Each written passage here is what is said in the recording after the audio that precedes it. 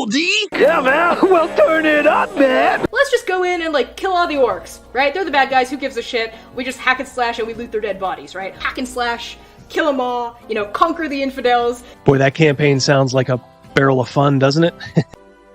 Are you just a dream? Double D. A dream to some. A nightmare to others. Somebody who's opening a refrigerator and leaning in, right, is the language of a woman. Somebody who's opening the refrigerator and being cut off halfway through that lean is the voice of like a mermaid or a siren, right? Honey, what do you mean additional benefits? We turned 65, we got Medicare. That's all there is to it, right? I'm talking about Medicare Part C, commonly called Medicare Advantage. We have traditional Medicare, which is only Medicare Parts A and B, but not Part C. Wait.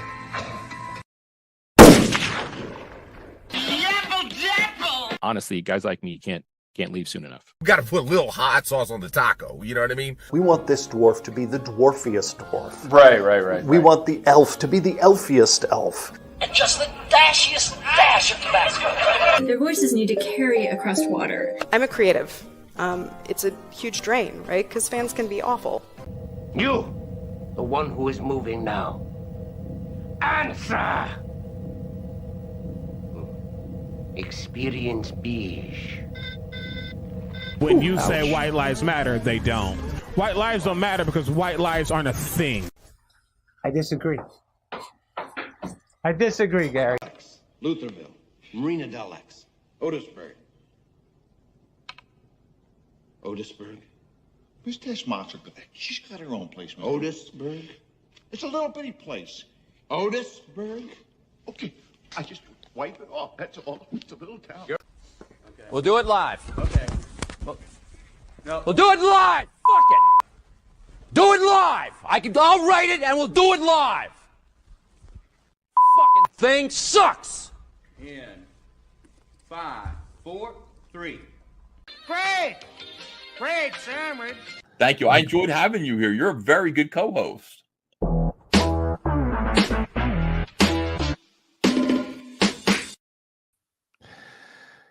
He's back. Oh, and I am not alone. I'm back. The Dun, aristocratic dun, back.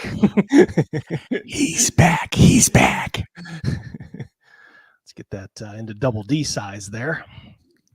How is everybody doing? I am back from the wonderful coast of South Carolina. That's right. I was in Charleston, the old country. Is that's like Busch Gardens, Virginia? Yes. I've actually been there. That's actually a pretty good theme park. I've been to both Busch Gardens. I've never been to any of them. I've always wanted to. Been to I think Florida is the dark continent, if I'm not mistaken. Yeah, and Williamsburg, Virginia is the old country. Oh boy, we got 28 here already. I think it's going to be a good crowd, Rogan. Yes, it will. Everybody, yeah, this is Rogan. I am here. How you guys doing? Rogan is on strike. Not on strike from his family. He's on strike at work. Girls of the Union, huh? God blessed robber barons. A curse upon them. How's the picket line been? It is what it is. It is what it is. Any funny stories from it, or is everybody behaving themselves? Oh, yeah. Watching the head of HR and his car not allowed to leave the plant for 45 minutes because we're not letting him out. And he's, and normally I like the guy, but this isn't like, there's no hate here, but this is intended not to be comfortable, because it certainly isn't comfortable for us. Somebody said screenwriters, but that reminded me, this has been on the docket for like a month, and I never showed it, but I thought this was particularly funny. You'll be amused. I don't think I've shown this, but yeah, this is on strike for 4,341 days. George R. Martin. I did see that. I did see that. Oh, I laughed my ass off. I don't watch as much Gary Nerdrotic as I used to. I got nothing against him. I don't know, just perils of being a fellow YouTuber, I guess. I'm just very busy. All right. But I thought that was hilarious. Absolutely hilarious. Now, Rogan is a blue collar guy. And I don't know, hopefully you guys will get some, hopefully you guys will come to a resolution. I hope so too. I think we will. I'm proud of the product that we make, and I think, in the plant, our management staff in the plant understand and recognize that. Yeah, I think you guys are both going to have to give a little, but yeah, hopefully we can come to an accord, an equitable solution. Look who we got here. My God, but already it's hopping. Got the OGGM. He was here earlier. Hopefully he's still in the chat. Joe Groenyard, how you doing? Eric C, buddy. My Lord, who else do we got here? Cobanizer, Panther, how you doing, buddy? Here early. Ben Nix, early time. Ben, how you doing? Bill, Kaz, Pundit is here. Oh boy, this could be. Will we talk about the BroSR? I think we might. For everybody on Twitter, I think everybody knows what's going on. Ryan David, how you doing, buddy? Nice to see you. Ryan. Our not so far away neighbor. Yeah, there's goings on Twitter, and Rogan, you are not on Twitter, right? I am not. I'll be very honest with you. I check the weather on my phone and do lots of cartoon stuff. Yeah, after this week, I kind of wish I was off of Twitter. That's not been any easy week. Just watching people savage each other. People you like, but I don't know. We're grown-ups. We'll get through it. I will. And yeah, if you stick around, you just may find where I stand. And who knows? Maybe I will upset some people. Maybe I will, make people happy, or maybe a little bit of both. We shall see. But let's not go there just yet. We'll let some people get in here. Cal is the one of the unsung heroes.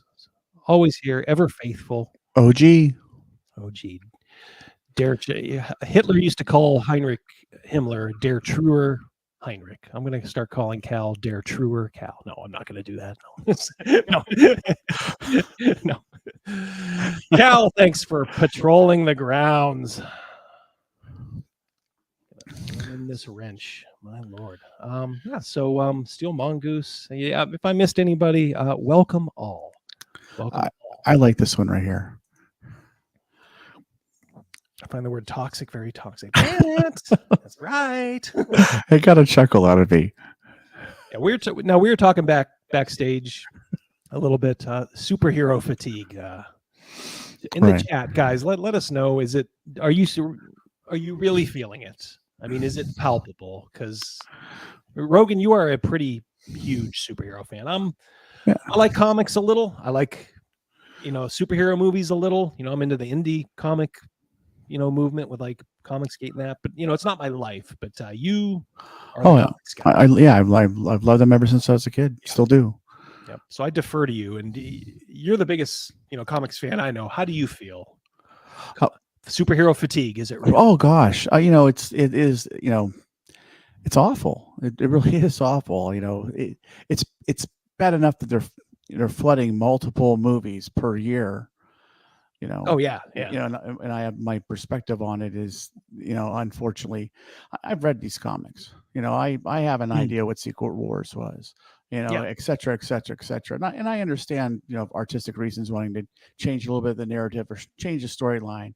I get that, but it just how much can you change things and keep comic book type people interested? Number one, changing some of the characters drastically, and that's the nitpicky stuff about it. Overall, it's just the continuous flood of not well written, just not well thought out of, these movies. Unfortunately, they're tripe. You know, hey, the well has dried up because there absolutely. hasn't been good, you know, a good Absolutely. mainstream comic probably in a while, right? I mean, even I know that. I mean, you know, as casual a mainstream comic fan as I am, you know, basically just, you know, getting Batman and, you know, some of the other stuff like that. But I mean, even like the DC Entertainment, they're making the movies now, they're falling into this whole Marvel thing. They are, you know. Yeah, Nixit says if they didn't go woke, you know, the movies might still be good. Yeah, that accelerated the process. But I'm also of the mind, like, even if they were good, just I don't know. It's like you can only keep your interest for so long. How much is enough? Yeah, for sure. I wanted to I found this is kind of interesting. We'll start light with this. Let's see here. All right. So this guy.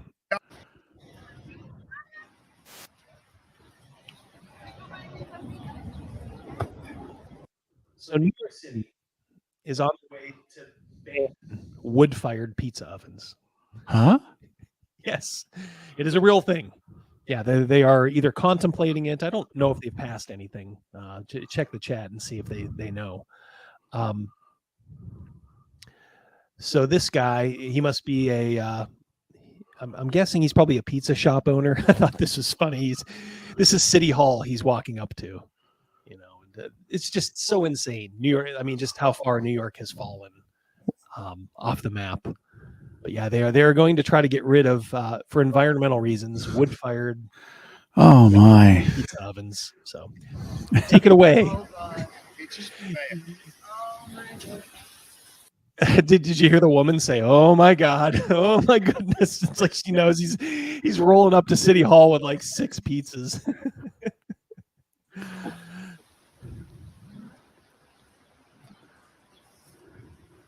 The woke ass idiots who run this city are doing everything in their power to destroy it.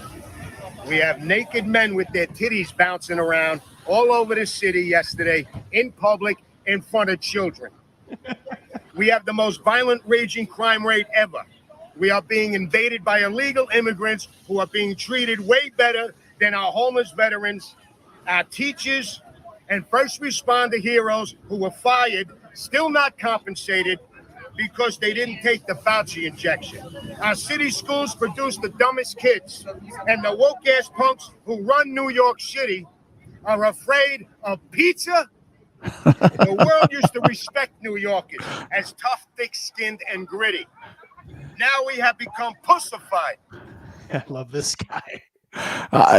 I've got a new hero. It's a damn shame. You heard of the Boston Tea Party? Well, this is the New York. This is the New York pizza. Oh, he slipped up there. I think it's all right. Only slip up. That's okay. He got carried away. He's like, that's okay. That's passion right there. It is. Yeah, That's passion. But yeah, instead of the Boston Tea Party, it's the New York Pizza Party. Pizza party. Give us pizza or give us death. And here they go. Give us pizza or give us death. Give us pizza or give us death. Now, isn't it illegal in New York to, number one, feed the homeless and feed squirrels? So this guy's he's got a lot of charges against him. Oh yeah. Well, we'll see. Will the fuzz catch up with him? I'm on this guy's side. Oh God, yeah. How could you not love this? I mean, I am 100% for this. This is civil disobedience at its best. Yeah. Destroying every small business. That's what this city keeps doing. Can't have a small business. Can't have pizza. New York City is nothing without pizza.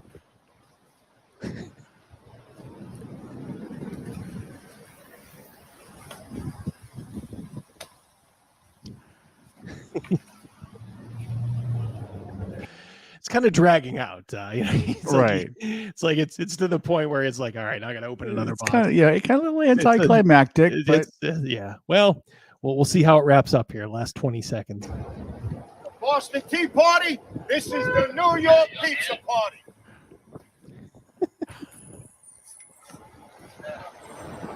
Gotta do my thing, man. oh no. It ended right there. It ended right there. I'm gonna guess they. I'm gonna think positively, and think that they probably just gave him maybe they ran him down and just said, "All right, you can leave." I think the cops just wanted those last 2 pizzas before he threw them. I hope so. I hope that's the case. I can't help it. I'm eyeing the flying pizza myself, going, man, pizza. What a waste! What an absolute waste. So what does the chat think of this guy? Is he our new hero? He committed, so yeah, he might as well use all the pizzas. That's right, Antonio. Yep. Oh man. I'll send my dollars in right now. Yep. I love it. I love it. I love it. Yep, just a pizza. Donuts. Donuts. Draw more cops, yeah. They're not getting rid of the fryers though, Cal. Getting rid of the pizza ovens. Yeah, so but yeah, that came across. That's sometimes Twitter's good for it's good for stuff like that. All right. Why don't we? Why? Well, you know what? I think let's do a new segment. You ready? Let's do it. Let's do it. Let's do it.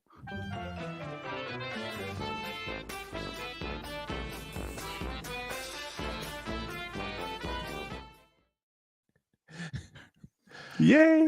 Yay! What is this? Garbage site. Oh. Bounding into comics. Upcoming Star Wars film focused on Rey. How many fucking pop-ups are there going to be? I can't even get rid of this. Oh, wait, there we go. All right. Upcoming Star Wars film focused on Rey. We'll see her train a female. Oh, my God. A female apprentice destined to emerge as the future leader. Have we had enough of this yet? A new plot synopsis has reportedly been revealed about the upcoming Star Wars film starring Daisy Ridley. It was recently announced at Star Wars Celebration in April. In a press release, and I apologize if this is old news, but I didn't know about it until now. That's how far out of the Star Wars scene I am. I mean, you know what? They forced us out. Oh, yeah. They forced us out. For sure. In a press release during Celebration, Lucasfilm shared that Kathleen Kennedy then revealed that Star Wars will head into the future with a new feature set 15 years after the events of the Skywalker saga. The press release added Charmin Obald Chinoy. Who is that? Charmin Obald Chinoy. Sounds like somebody who I'm not sure would have. I tell you what, all those syllables that never met my ears before. Yeah, exactly. Tell the story of the rebuilding of the new Jedi Order and the powers that rise to tear it down. God, it's just gonna be the same thing over again. It's like they can't do anything new. It's like Jedi's rise, Jedi's fall, Jedi's rise, Jedi's fall. There's just so many good books about, I read a bunch of those books when I was younger, when the Star Wars books by various writers, and some of them are really good, really entertaining. There's like, there's a ton of inspiration out there. So, it's just written by Ryan Johnson. Not a fan of the man. No. How you doing, Patty? Well, spiritually, Delighted by fans welcoming Daisy Ridley to stage, confirming she will be reprising her beloved role. Boy, that's a stretch. beloved role as Rey. And I actually got nothing personal against Daisy Ridley. I think she kind of stayed out of the she did worst of it. She wasn't like, one of those like, hey man, suck it up. At least from what I know. Yeah, she didn't do a Brie Larson.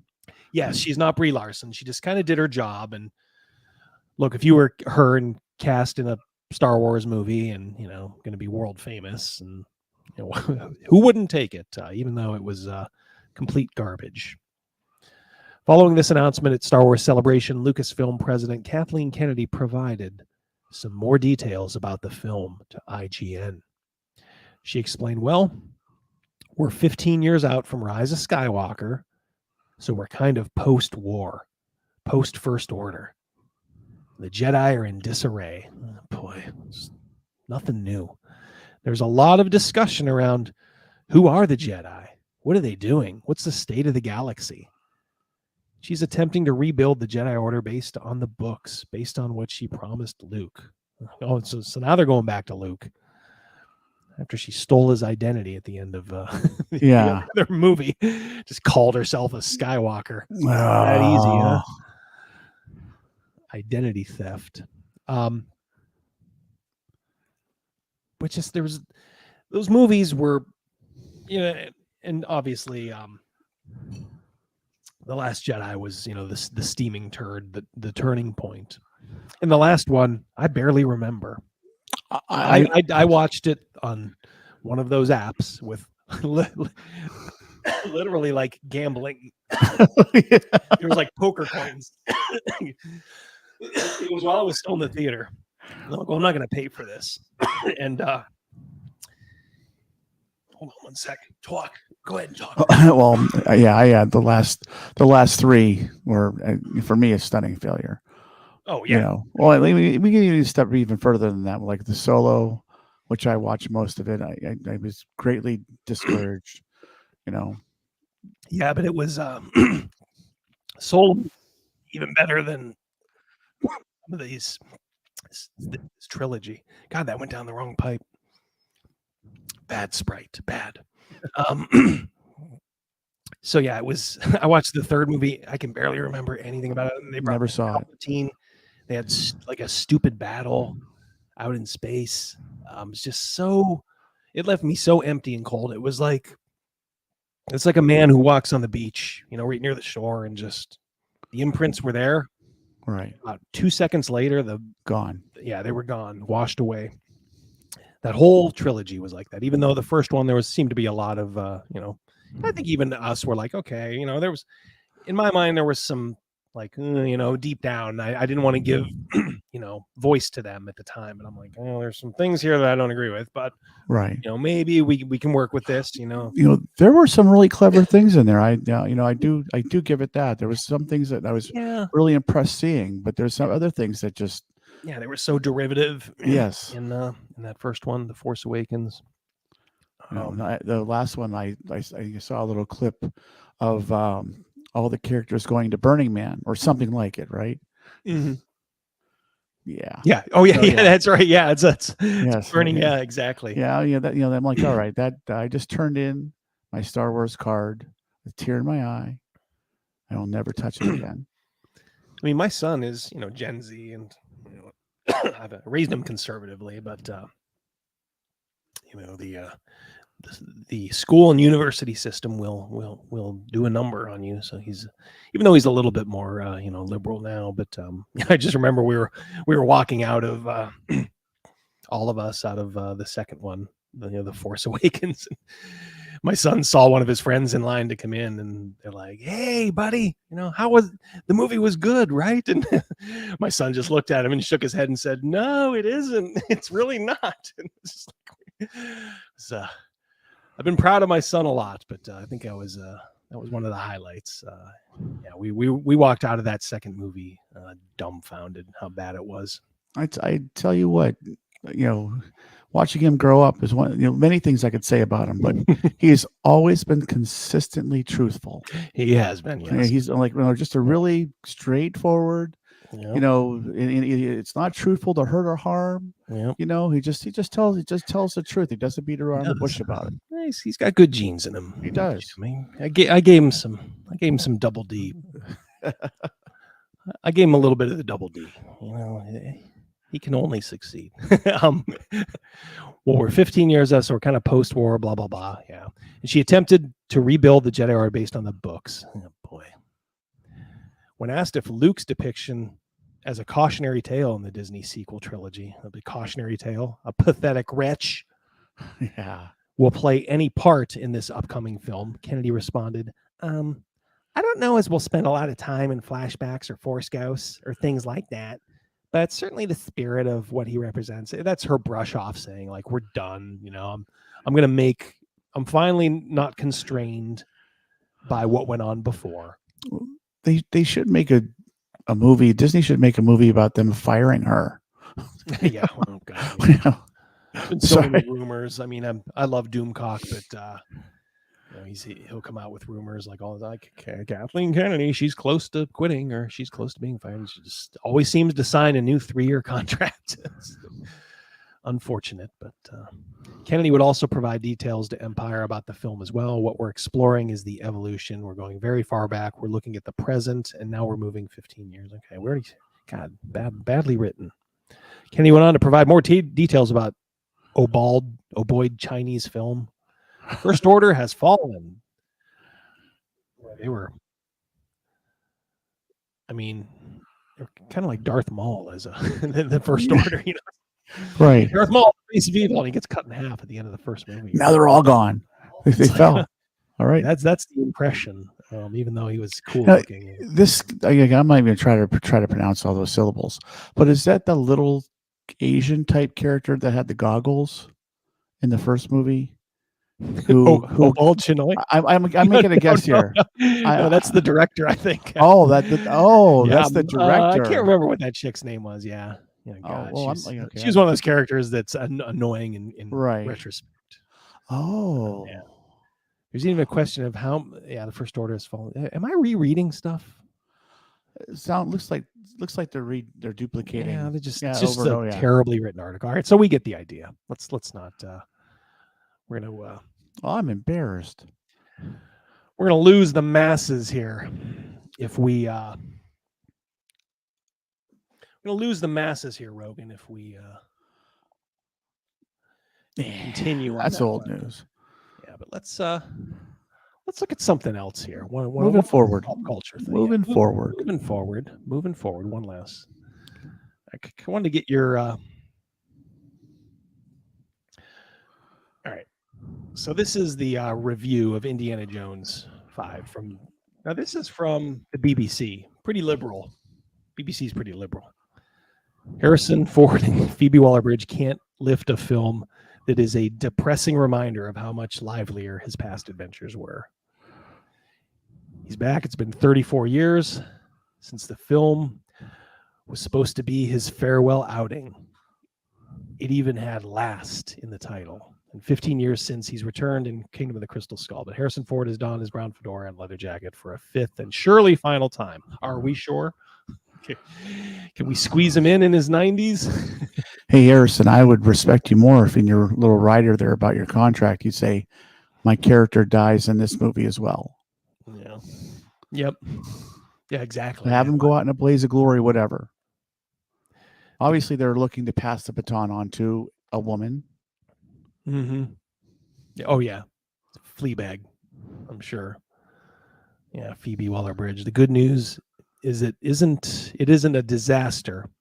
It's a respectable, competent film. Wait a minute. I'm getting 1 second here. I'm getting some weird readings on my end. Are you getting anything, Rogan? Just 1 second, guys. Huh. I'm getting like some interference. I don't. What the heck? What the heck?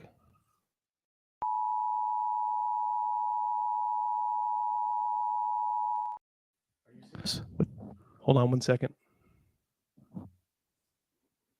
The fuck? What was that? I have no idea. The fuck was that? Everything's plugged in. Did you see something there? I thought Is I there saw. like I told you I'm getting like some interference.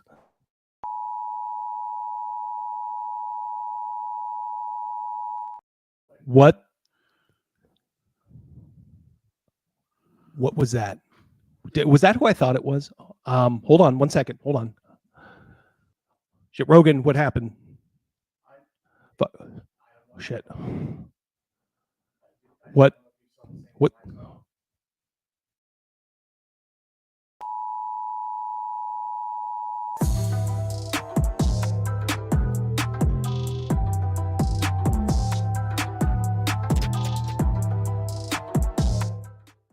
Well, hi, boys and girls.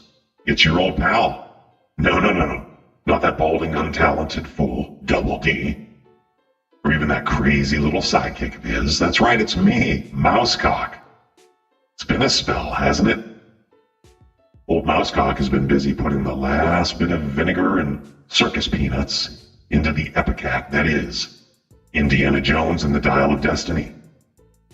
This week we're going to pinch your nose and pour this concoction down your throat so that you can spew your childhood all over the floor of your local Cinemark theater. We're packing up all of that 1980s nostalgia you have and piling it into this cultural Titan submersible. Fleabag 1, Chuds 0. But now that those dark deeds have been done, I have some free time available. I figured I'd circle back and see what's going on in the tabletop role-playing community. I think I told you last time that we were working on our own game at Mouseco. Groomers and Griffins. But progress is a little slow. We uniquely aim to send an army of drag queens to run this game. But I must confess, we way underestimated the benzodiazepine budget needed. So we're still fine-tuning things on that front. But I did come across something in the tabletop goober world that grabbed my fancy. You see, we're not totally unhip here at Mouseco. And your boy Mousecock knows a winner when he sees one. Now let's admit it, your OSR, it's a tad gay. You gotta admit, right? But the BroSR? Now that's something that gets you right here. Something that'll put a little pep in your step. Perhaps even a little bit of wee in your knee. So before I send you back to that middle-aged failure, I think it's time to give you some TRT in the form of Bishop Buffro. Well, thank you, Brother Mousecock. It's good to see someone out there who appreciates the real game, and that is the BroSR, that's right. And you are listening to the Bishop. Sit down in the pew and let me spew some knowledge at you. So all of you will become Buffro-maniacs. That's right, here in the BroSR, we style and profile. We hang and bang and we roll and stroll our way through the gaming world. As long as you're down with Gary G, then guess what? You're fine with me. You better start living your life on Buffro-Gaxian time. That's right. One day in real life at the gym is one day in the game world. And you better be eating your vitamins in both, brother. We like to do Braunstein games. And who better to run a Braunstein game than the biggest pythons in the gaming world? 25-inch. It ain't about doing your job as a DM. You don't need to make stories anymore. You just need to get guys together and see if they can talk to each other. And if they don't, you choke slam them straight to hell. Brother, now there's a lot of pundits out there who think that the BroSR is bad. We are bad, brother. We are the baddest mofos in the gaming world. I even had somebody come up to me the other day and say, hey, what's the point of getting all jacked up to play a game about fake elves and dwarves and halflings? He just didn't get it. So I powerbombed him straight to hell. You know, Buffromania is stronger than it's ever been. When I was at my last convention, I had all the little Buffromaniacs coming up to me and saying, damn, Buffro, how are you so big? And I tell them, it's easy. I say my prayers, I eat my vitamins, and I read the word of Gary. The holy book of Gary. We're talking about Appendix N. People ask what the BroSR means to me, and I bet it means the same to me as it means to all my little buffalo maniacs out there. It means life itself. If you can't play the BroSR way, you may as well be dead. What's the point of living if you're just gonna go on like some pencil neck OSR geek, running your same old game the same old way? Some of you people don't know what it means to give all for your game. I walk to the mountain. I walk through the Garden of Eden with my gal Eve. I do it all. I swim to the bottom of the ocean. That's what I would do. That's what all my little BroSR maniacs would do to play the BroSR way. The only way to play, brother. So if you got a little doubt in your mind and you're saying like, hey man, I don't know if I'm manly enough for this BroSR. Let me tell you something. First thing you gotta do, believe in yourself and then believe in the bishop. Start doing your push-ups. That's the most important thing for playing a role-playing game. Don't ask questions, it is. Okay? You can do 30 push-ups. Find a BroSR brother. Not me. I don't want to talk to you until you can do 100. But find a BroSR brother. Go up the chain. Start playing the BroSR way. And when you're finally man enough to wear this standard, I will go to the mat for you. I will die for you. Well, not really die, but you know what I mean. I'm not gonna let any of my little buffalo maniacs out there go into the danger zone. They're gonna know that the bishop walks with them. Ye who walks through the valley of the shadow of death. Because when you walk through the valley of death, you better have 25-inch pythons. You know, the other day, Mousecock, I was at a convention. And everybody was coming up to me and saying, man, Bishop Buffalo, how are you so big? And I tell them, I pray, I eat my vitamins, and I read the book of Gary. I read Appendix N. But let me tell you something. Something happened at this game that didn't sit quite right with the bishop. I was laying it down, giving him the gospel, telling him the way it is. And then somebody across the table whips out a card with an X. I said, brother, you need to get right with the Lord. Get out of my table before I slam you through it. He ran with his tail between his legs and he knew what a real man was. And this Double D character, he is nothing but dog shit. And a lot of things can happen with dog shit. It can be scooped up with a shovel. It can dry up and blow away in the wind. Or it could be stepped on and squashed. So let me tell you something, Double D. A little bit of advice. Be careful where the dog shits ya.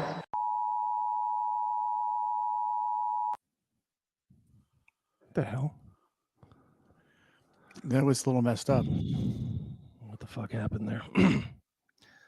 All right, well, I guess the BroSR is on to us. Holy shit. Holy cow.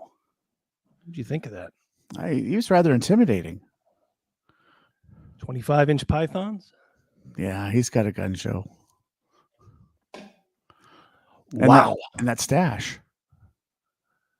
It's almost too perfect, isn't it? Holy Yes. shit. I'm just glad I got my channel back. Yeah. What the fuck happened? We're gonna have to figure out how that happens. All right, I gotta up my security at some point. Damn, what does the chat think? My God, they thought it was funny. These guys thought it was funny. I think some of them did, absolutely. Well, Ryan Heffelfinger didn't think it was funny, but nobody cares what Ryan thinks. So, holy smokes. Yeah. The BroSR. Well, do you think we should talk about it? I mean, it's a touchy subject, but I mean, you know, we don't shy away from touchy. Yeah. All right. Let's talk about it. And so here we go. And I think some people should listen up, okay, about what went on. So Cardinal Jeffro Johnson was on Basic Experts channel this past Monday. Well, he announced it like a week ago, and that's when all the trouble started. Rogan, you're not on Twitter, so I'll give you the finer points. But also, there's probably some people in the chat who aren't up to speed, or they don't follow gay Twitter drama. All right, so he announces Basic Experts. Announces he has Jeffro Johnson on, the head of BroSR. I don't know what the BroSR is. I kind of do a little bit, but and I watched the whole stream. I'm still not sure I know. So,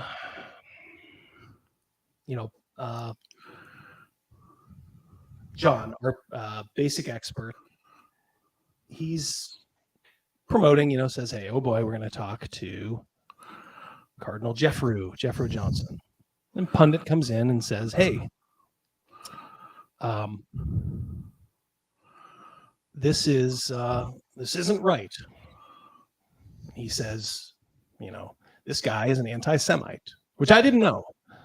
And then I will give it to Pundit. He provided the receipts, which I am going to provide right now. So apparently this is a meme that Jeffro put up. Okay. Put the Black Day on Father's Day in the gay month. Jewish guy. All right. That's the first thing. And then. Oh, boy. So, and this is the one that I was like, all right, memes, it's obviously in very poor taste. Does it mean you're anti-Semitic? Maybe, but then you kind of follow it up. I don't know. You follow it up with this and start talking about cabals of Jews, putting them in with communists, homosexuals, and pedophiles. I don't know. I mean, why do we do this? It's so stupid. And then I don't have like anything confirming it, but apparently he also said that Advanced D&D is best when played by Christians. So, yeah. So there are the receipts. So I am being fair to everyone, and I would say that qualifies as anti-Semitic. Would you say so? I would agree. Reading this here. Go upstairs and read this to your wife or your mother or your grandmother, or your neighbor, or your boss. Yeah, and see what they say. And I'm sure they're going to be like, "What the fuck are you doing?" So, anyway, all right. So, that happened. And then I think what really happened is John, I think, kind of got backed into a corner almost immediately. People came on strong, saying like, hey, this is wrong. You can't platform this guy. John's retort was, look, I'm not going to ask him his views about, the people of Shem. We're just going to talk about the BroSR. It's going to be strictly gaming. So, and therein lies the rub, as they say. I think Pundit was pretty vocal, saying that's not good enough. Damn it! You're platforming someone. John is saying like it's none of your business, and we're just talking gaming. I'm not endorsing any view. Let's just see. So, kind of caused a lot of people to kind of like go, oh boy, what the F. For the record, I think Cardinal Jeffro Johnson is verifiably a anti-Semite. I think I can say period after that. Right.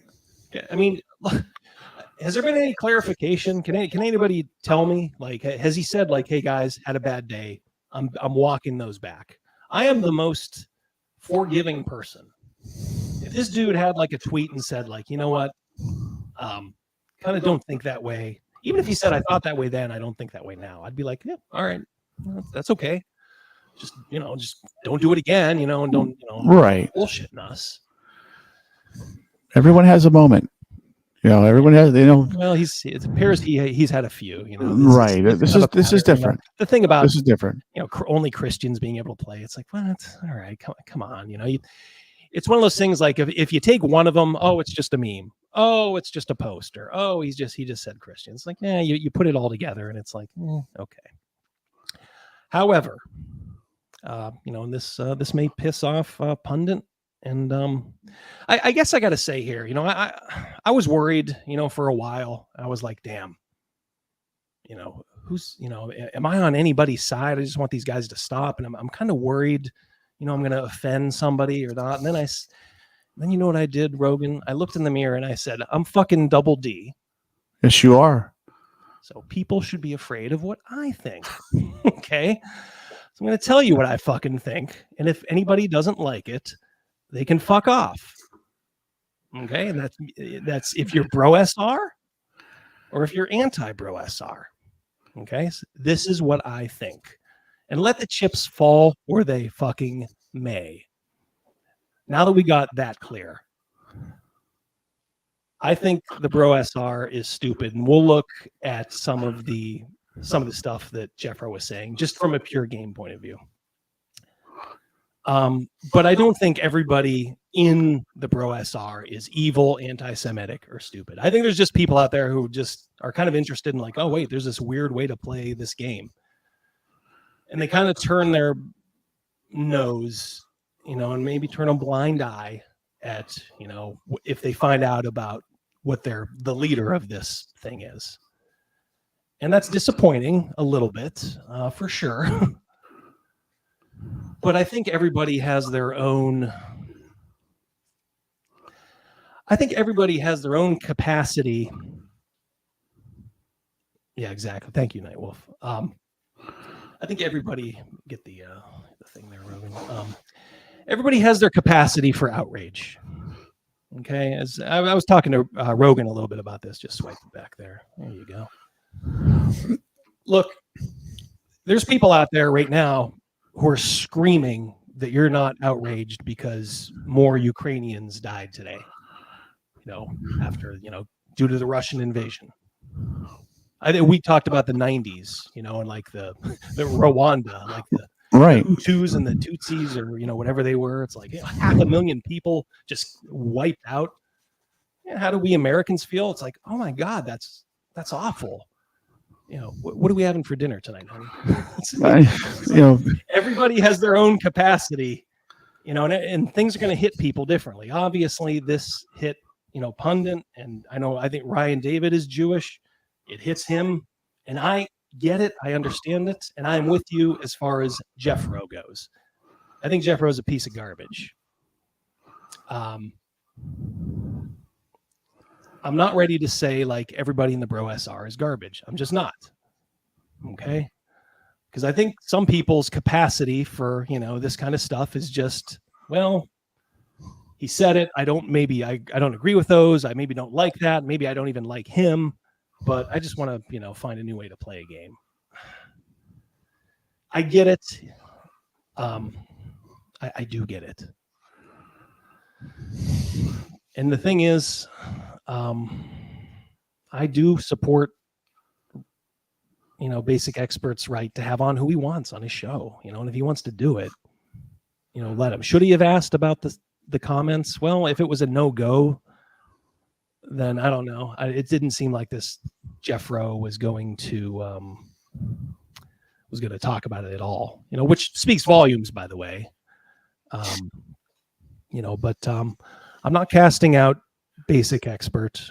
I know him and Victor are beefing, with Pundit and Ryan. Sad, but you know what? I have relationships with both until I don't. So I'm basically just waiting for one side or the other to say, hey, you have to do this or you have to feel this way. And then then the choice will be made for me. Okay. So to be clear, I am, let me do it one more time, because I don't want to be accused of not showing this. I am 100% against this, and Jeffro has a very serious problem with Jews. Okay, And other people. And other people. Yeah, I guess if you're not Christian. All right. So if that's the leader of your movement, then just I don't know. Try to change it if you can. I don't know. But it's like you can't deny that is there. Right. In the same respect, I would have handled the situation with Basic Expert in a very different way. I wouldn't have painted him into a corner quite so quickly. I would have asked first, privately, creator to creator, like, dude, are you sure you want this guy on? Do you know what he's all about? And then I don't know. It's like that fine line then. Okay, you want people to know that Jeff Rose basically a bigot. But if you keep hammering Basic Expert for it, then all of a sudden now Jeff Rose not the target. You know what I mean? Now you got a guy who just is right. So far has done nothing. So it's like, oh God, I could. The problem with me, Rogan, is I'm too smart. And I can see these things a mile away, and I could just see. Look, certain people are smart about book stuff, and I am smart about human stuff because I put myself in people's position. I try to be empathetic and say, like, oh boy, how would I feel if that was me? Right. Okay. And the thing is, I could see where, Basic Expert and Victor may have felt backed into a bit of a corner there. Like, holy shit, if somebody's screaming at you, hey, MFer, you better not do this. How weak are you going to appear if you don't, if then say, oh yeah, you're right, I'm not gonna do it. Right. That's what I mean by like it's like the hand was forced. Let's check the chat. Well, in my opinion, I think both of them are pretty cool dudes. The fucked up thing is these two are on my channel 2 weeks ago. We're talking about something a little bit, maybe not about the BroSR, but just what does the OSR mean? And it's like we're going on, and I thought everything's fine, and then all of a sudden, boom, fucking World War III. And I gotta hand it to, I think, Guard Bro. And Tim, are you here? I don't know.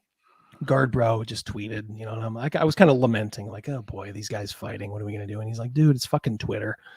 Go do something productive. And I'm like, you know what? That's true. So and that also kind of wised me up to being like, why the fuck am I the one who's sitting there like, oh, I don't want to offend somebody. I don't want to offend somebody. So Pundit, if you're offended by the fact that I think Basic Expert can have on who he wants, as long as they're not talking about Jews and how rotten they are and stuff like that. If they're going to talk, one time about games, then I'm sorry, that's where we part ways. Okay. And, Basic Expert, if you're out there listening, if you're mad that, I've put the details of your guests out there for, at least my audience to see, I'm sorry about that too. But, Pundit is right. This guy is a bigot, but, I think Pundit was just hammering him so much, and, it just led to like, just Basic Expert just blocking him. So it's like, oh, fuck, this thing ain't going to end. So anyway, maybe I'll piss everybody off, but you should know by now, Double D is always right. Well, let's piss them all off. We're all going back to WotC products. We're all going back to old D&D 5e. That's right. Yeah. All right. So, I'm literally going around like, do it, man. We're burning all the bridges. Yeah. Exactly. Yeah. Let's do it. Yeah. We're gonna get Connie Chang to run a celebrity game for us. She's like, yeah, she's staying at your house, isn't she? Oh yeah. Yeah. Let's bring Connie in. So anyway, I got that off my chest. But I did. All right. So that's it. So, I'm going to do a little video EFAP of John and Victor with Jeff Rowe, because some of this stuff is it's just so weird. I don't know. Maybe if so, I know there's some BroSR. Excuse me. God, this fucking Sprite, man. Remind me no more Sprite. Yeah, I think part of it has to do with the air has been awful around here. God, yeah, we got Canadian wildfire burning up our lungs. Yeah, the Canadians bust out the Molson and start putting that fire down. Is there not something called a controlled burn? I have no idea, but I tell you what, it was ranked today on the picking line. Oh, it was hazy. The last 2 days, and we're like, we're across the lake from where that's happening, a good 1,000 miles. Yeah. It's fucking stuff. It's like they do controlled burns. I think they'll see where the fire is. They think where it's going to go. And then they'll literally do a controlled burn of a section of forest. So when the main fire hits it, it stops. I just think the Canadians think of themselves as such polite people that the rest of the world is as polite as them while they're choking us out. Yeah. Yeah, exactly. No offense to any Canadians out there. Yeah. Love the country. Yep. Oh God. Oh, my Lord. But no, I think that I was having the hacking day as well. Yeah. Being out there. A bottle of water. Blame it on the Sprite. Blame it on the Canadian. Yeah. Blame Canada, as always. Blame Canada. We got Basic Expert is here. How you doing, John? How you doing, Pundit? God, hey, you guys want to come in just like last week? Blood sport. We have our first super chat of the night. Thank you so much. When we're ready to move on to a lighter subject, you mentioned you wanted to check out my gaming basement and when it is done. Well, it's done. Plus, I need to prove to Yin that I am not Venger. Thank you, Eric. Yeah, so you're talking about sending you the link. Remind me towards the end of the show if you can, Rogan. All right. I'll put the link out there for Eric. See, absolutely. I want to see your gaming basement. I'm very curious. Yeah, I'd love to. I would love to. So, all right. So we have that uncomfortable subject out of the way. Like I said, probably a few attaboys from Pundit and Expert. Probably a few like, what are you doing? But you know what, guys? I'm sorry. I am on the side I'm always on, and I had sort of temporarily lost it. I am on my own side, always and forever. Double D life. Okay. Let us. All right, so this is the stream.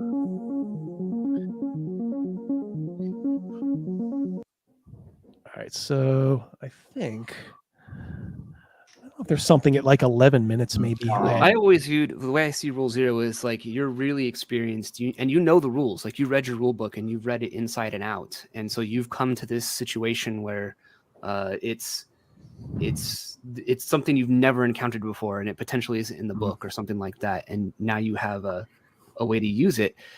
But it's almost like it's like a tool for someone who really knows what they're doing, and I think a lot of those early wargamers were those people and could wield the power of Rule Zero responsibly, and then it fell into the hands of those that were outside of like the Twin Cities and Lake Geneva, in my opinion, and it sort of just spiraled out of control from there a little bit. No, and I think on the basis of the text of AD&D, I think Gygax himself was horrified by what happened when people that weren't war gamers took this and ran with it. Okay. So first of all, I don't know if you guys know this. Back in the old 3rd edition Eric Noah boards, so some of you I'm sure do. Gary Gygax used to have lively Q&As. There's a thread, and it saved the N-World when they transferred over Eric Noah's site. It is 400 pages of people asking Gary questions. Q&A. That's awesome. He has some. We're going to go over it in a little bit, so we're going to get a taste of maybe what Cardinal Jefferu says. And I kind of agree with what John was saying here a little bit. Maybe the rule 0 can be taken to extreme. You need to have at least a basis to rule 0 from, which is, the rule 0 is I can change anything anytime. It should come from a place of knowledge rather than just, I don't know what the fuck I'm doing, Right. I get it there. But let's continue. And let me just say this too. I was not impressed with Jeffro. In fact, we'll get into it a little bit more. I may just skip to it now. If all of his live streams are like this, I think Pundit should be pushing for him to be on more. Because all right, so listen here. All right, this is an extended sequence. Let's see. So no, I've played AD&D this way for 3 years, and several different variations on this way to see where it breaks and where it breaks down. There's a lot of stuff in AD&D rules that help you do this, and there's things that are not in AD&D First Edition that when you add them to an RPG mess this up. So So he's talking about adding things, to the game, or taking things out too. I'm going to read you guys a little passage from the Holy Book, the one that contains Appendix N. This is from Gary G. himself. Similarly, you must avoid the tendency to drift into areas foreign to the game as a whole. Such campaigns become so strange as to no longer be AD&D. I think we all agree with that, even Jeffro. They are isolated and will usually wither. Variations and difference are desirable, but both should be kept within the boundaries of the overall system. Imaginative and creative addition can most certainly be included. That is why nebulous areas have been built into the game. One page later. The final word is then is the game. Read how and why the system is as it is, as we said, have a basis to go from. Follow the parameters and then cut portions as needed to maintain excitement. Oh my God. Cutting some rules out to be exciting. For example, the rules call for wandering monsters. But these can be not only irritating, if not deadly, but the appearance of such can actually spoil a game by interfering with an orderly expedition. Praise be to God. Crazy. This bullshit that this immutable book, which they say rules is written, bro. Rules is written. Okay.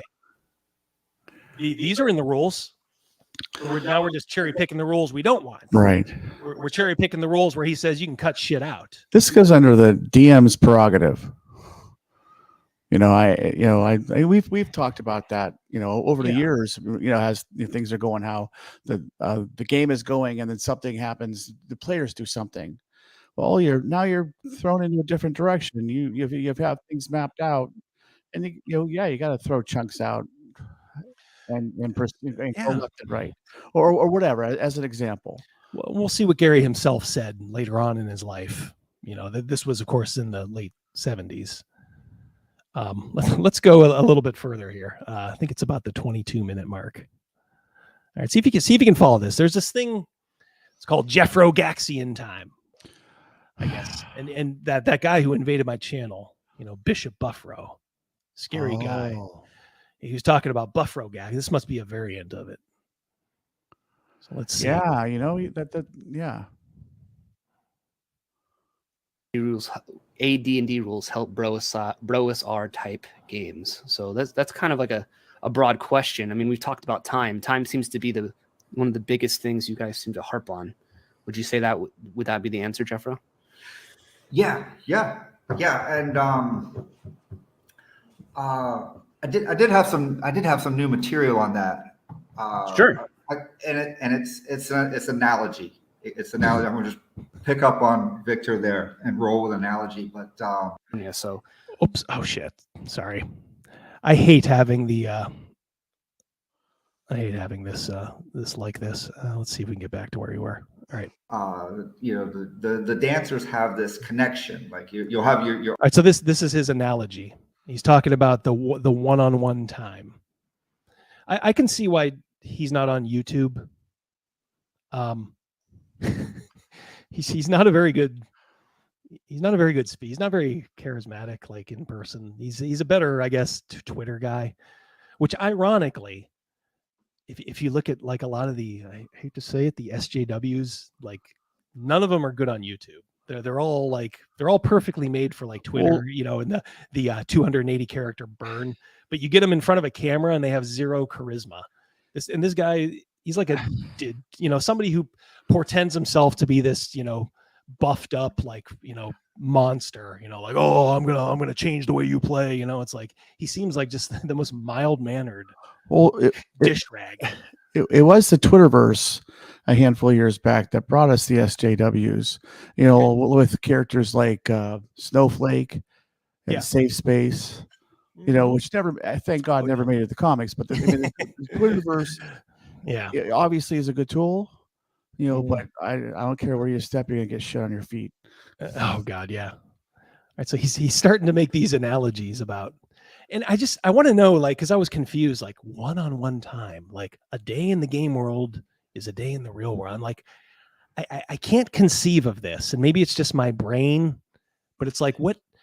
Okay, so what are we talking? I'm like, I want somebody to give me coordinates. Give me the fucking coordinates so I can zero in on this, and just listen to everything he says here. Arm around the girl, and she'll have her arm.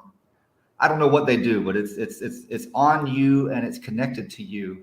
And when you move, they will move with you. And when you turn, like the way you face, it's magical. You'll be doing the steps in time with the music, and you'll be doing these dance moves. And somehow through that connection, you're completely synchronized. If you've never experienced this, I don't think I can really convey it to you, but it's really magical that something like this was developed by somebody. Now if you dance with someone that's newer at dancing, or someone that's nervous, or maybe it's an old lady, you don't know, but like they'll grab your hands really tight, and you'll be trying to lead. This is the cult leader. He can't even articulate what the fuck this one-on-one time is, and he's not even nearly done, Rogan. He's not nearly done. Is this guy Garabay's brother? Yes. Seriously. Garabay's slightly less articulate. Yeah, less articulate. Holy cow. Get to the point, brother. The dance, and you can't really lead the dance because they just told you're in because the voice has to travel across the water. Because when you bend over in the fridge, it's the voice of a woman. Yeah. It's like, oh my God. There's some batshit crazy people out there. I'd give a penny to find out what John and Victor are thinking. Intentions can't be communicated through the frame that they have adopted, and so and then other people they'll be like really, really, really loose, and they haven't been taught how to connect to another dancer. And so you'll push. I've gone from like 55 people in here to 47.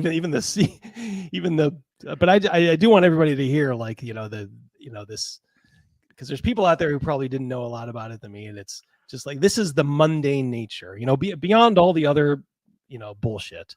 Just when you get down to brass tacks, this is what we're talking about. Somebody who can't even articulate what the fuck, one of the basic tenets of his whole deal is. Right. I gotta tell you, to start moving around on the dance floor. Go ahead. Victor and John, are these yeah. John's basic expert. They're giving their guests, the respect. They're really professional about it. Yeah. And Everything. It was a very professionally done interview. They did a good job. They, like I said, they kept it on, as was their intention, just straight on gaming, and they treated him, with respect and, fairness. And, I guess I will argue that he didn't deserve it. But I guess if you're going to have someone on your channel and you're going to stick to gaming, then, that's exactly what they did. But yeah, I think we are about 2 minutes in to the dancing analogy. Well, hold on 1 second here. We got go ahead, throw that up there. That Jeffro sounds like a cult leader. Pundit is right. Yeah, except cult leaders are supposed to be charismatic. I guess he's charismatic when he's writing. When he's got the 280 character dig, or he can just do other memes, or just repurpose memes, or just steal them. Thank you, by the way, P Leaf. I appreciate that. €2. Ooh, that's like, didn't we figure that's like $2.15 or something? We get a little vig on that super chat. Oh. Yeah. I have some BroSR people in my audience, and I'm sure a lot of them have noped out by now, and they're like, all right, fuck him. But I do want to say, I think there's a lot of people who are just like, this Jeffro, whatever, I just want to know what kind of a game he's playing. That's all. And I think there's probably also a lot of people when they get into this and they realize just how convoluted and, quite frankly, silly, and in the end of the day, no better than just a good solid DM. If I may, Jeffro, let me give you an analogy. Only mine's going to be a little bit more entertaining. So if you're a BroSR guy, you're looking, or you're looking to the BroSR, be like, oh my God, this could be great. There was a story my brother told me, my older brother. He was traveling with some friends, and they were in like a shopping mall, like in another town, but they were really hungry. It was like before lunchtime, and they see this sign. They're in the mall, and they see a sign. Do you like old-fashioned hamburgers? Ooh. Now, who's going to say no? Your tummy's grumbling. All right, I will get to that after the story. Keep that up there. Okay. So your tummy is grumbling. They say this, the sign says straight ahead. They pull up. Delicious old-fashioned hamburgers this way, right around the corner. They're looking at each other like, oh shit. Yeah. It's going to be it. It's the Holy Grail. Yeah. So they turned the corner, and what do you think they saw? I'm hoping they saw delicious hamburgers, but I don't think so. They saw a Wendy's. They were just like, oh yeah. He said that they just visibly like sunk. Oh. I just see like people who are like, this BroSR sounds good. all this smoke and fire on Twitter. It's like, and then you listen to this guy go on. He's talking about like dance analogies for 5 minutes. He can't get to the point. He sounds like he starts sounding like Mel Tillis. That's how he. It's like, yeah. So I kind of just thought of that. P Leaf again. I believe he is from the Deutschland, Germany. The fatherland. I doubt that guy works out as dedicated as claimed. I am willing to put some money on that, P Leaf. I am in my 50s, and I will maybe I'll go full camera full camera and show everybody, my gun. No. All right, let's get back. All right, so we're about 2.5 minutes in. Thank you, P Leaf, by the way. That's very kind of you. You are a good supporter of the channel. I recognize you. I give you love. Thank you for staying with me. Thank you all for staying with me. Those who did. Like I said, I know when there's gay Twitter drama, it's like pruning a tree. There's just some things are just going to get pruned off. So if I haven't lost a lot of you, thank you those that stayed. And if I did lose some of you, I don't know, when you think different, come back. You'll be welcome. There we go. And then their hands just sort of give way like jelly, right? And again, there's no communication there. So there's so taking that back to the to the game.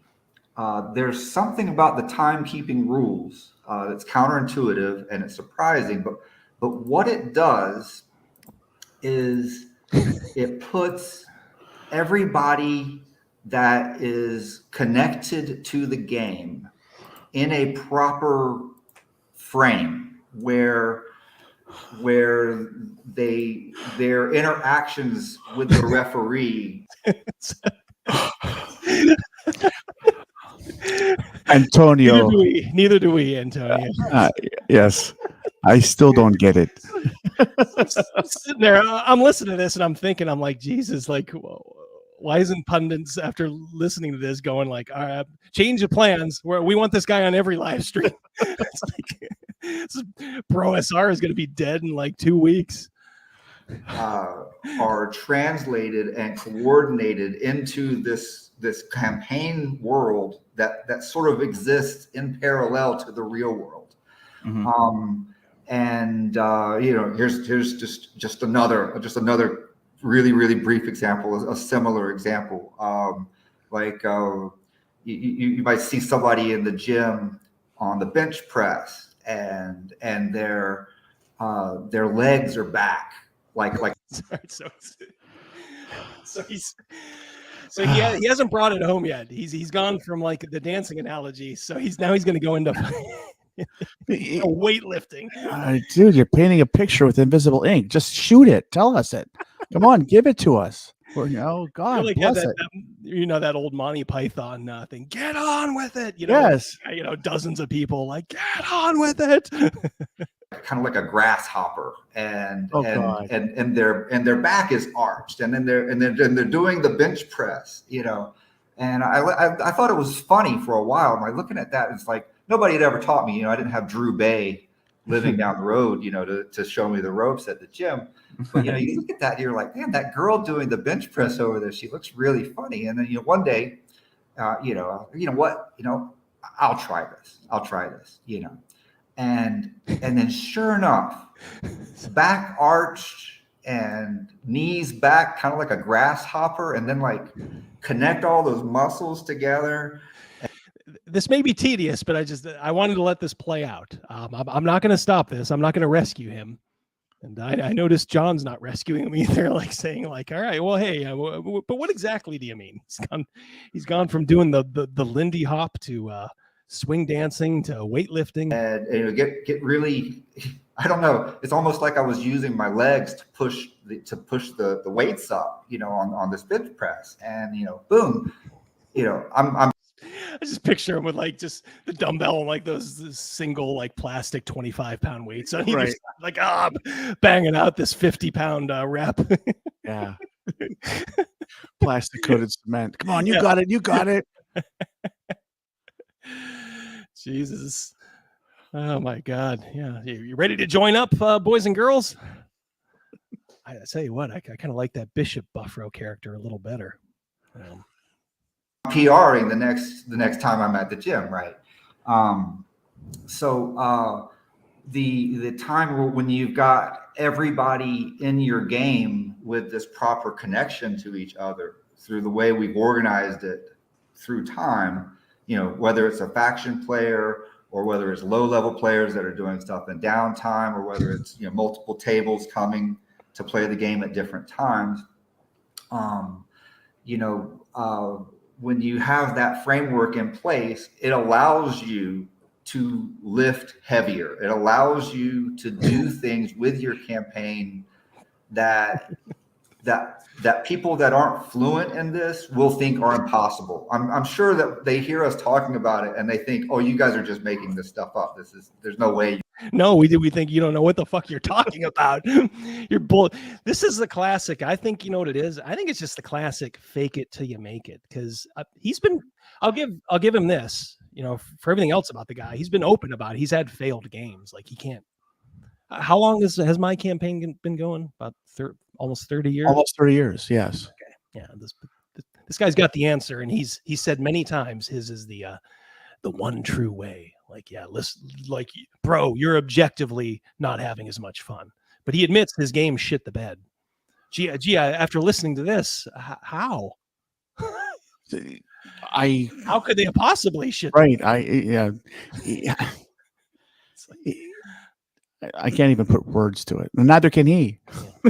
I was planning this stream, and I'm like, well, I gotta address the uncomfortable stuff. But then I was just listening to this at work today, and I'm just laughing my ass off. I'm like, oh my god, I'm actually my thing is saved by Jeff Rowe's own incompetence.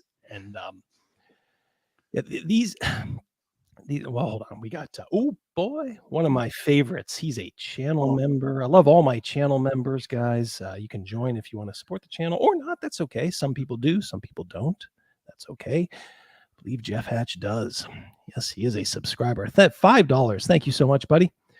So they invite this guy on the channel to talk D&D, and he goes on a tangent. Yeah, that's pretty much it, Jeff. Yeah, that's it. This had to be like the Al Capone's Vaults moment. I still feel bad for Geraldo Rivera for that. Yeah, a lot of people don't, but right, so he's just. I'm going to keep it going. I like the discomfort here. He did that. Look at Victor. He might be in chat, but he's just picture him doing his personal banking. Like, what's going on? But it really does change. It changes everything more than you would think, and it's really surprising that it got lost to begin with. Oh, he's got his cat. That's right. Yeah, I forgot his cat was fucking with him. Yeah, he's got a cat on the shoulder. Yeah, it's everybody's like, everybody in the chat's like, ooh, the cat, you know, and then they're out listening to one word this guy's saying. It's interesting because like I had read the rules and I kind of skimmed over it and hadn't really thought about it. But as I thought about it more, there is some benefits that I noticed with it. You know, it forces players to pick different characters and to have like because Gygax mentions like most players you're going to have a stable of characters in both OD&D and in AD&D. He mentions this. John's better up on the rules than this guy. And John doesn't even play advanced D&D. I think John's like, you know, he's the basic expert. Oh, like, did his homework. Yeah. It's like this. You just imagine their hearts sinking as like, oh my god, this guy's a dummy. This guy's dumb. I mean, look, he wrote a book. I mean, I shouldn't say he's dumb. Look, let me pull that back. He's a lot of things. He's probably not completely stupid, but he's just he's got the personality of a dish rag. And this is why I said at SJWs, it's the same thing. They can't go on YouTube and do what I do because they can't carry a show because they just don't relate to people. I don't think this guy can relate to people. Do you? Does he sound kind of like? Oh yeah, Aspie maybe. Well, yeah. He's hearing again. We're hearing this little snippet here. This little section. It's obvious that okay. I just don't think he knows his. Obviously, doesn't know his players. Listen, you're going to run a game, D&D, Double D. You're going to run a game, and the last thing you want is for people to sit there going, "What the fuck is this guy talking about?" Yes. No, seriously. You being a player, you know us. So you got a good, pretty much a good understanding of where we're coming from, Yeah. and you could speak it to us. There's no mysteries. This guy appears to be creating a mystery. That's all I can really put to it. It's like he it's not even flowery language. It's just it's meandering language. It is. And then he ends up coming to the same place as if like, and I think I even chatted, I think John was kind enough to put it up there. And I'm like, isn't this just basic DMing? So I was glad John at least did that. Thank you, by the way, John, for showcasing that. It's like, all right, let the madness, let's tell you what, maybe I'll. Yeah. And they're gonna have a stable of characters, and so like it forces. that's when the cat goes. I'll skip ahead a little. Yeah, Victor's cat.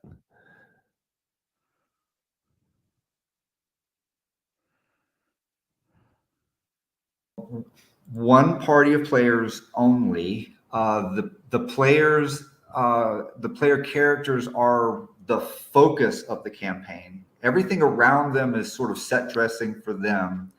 And then, maybe the group goes with stop time. They'll play, let's say they play 6 hours, 4 hours a week.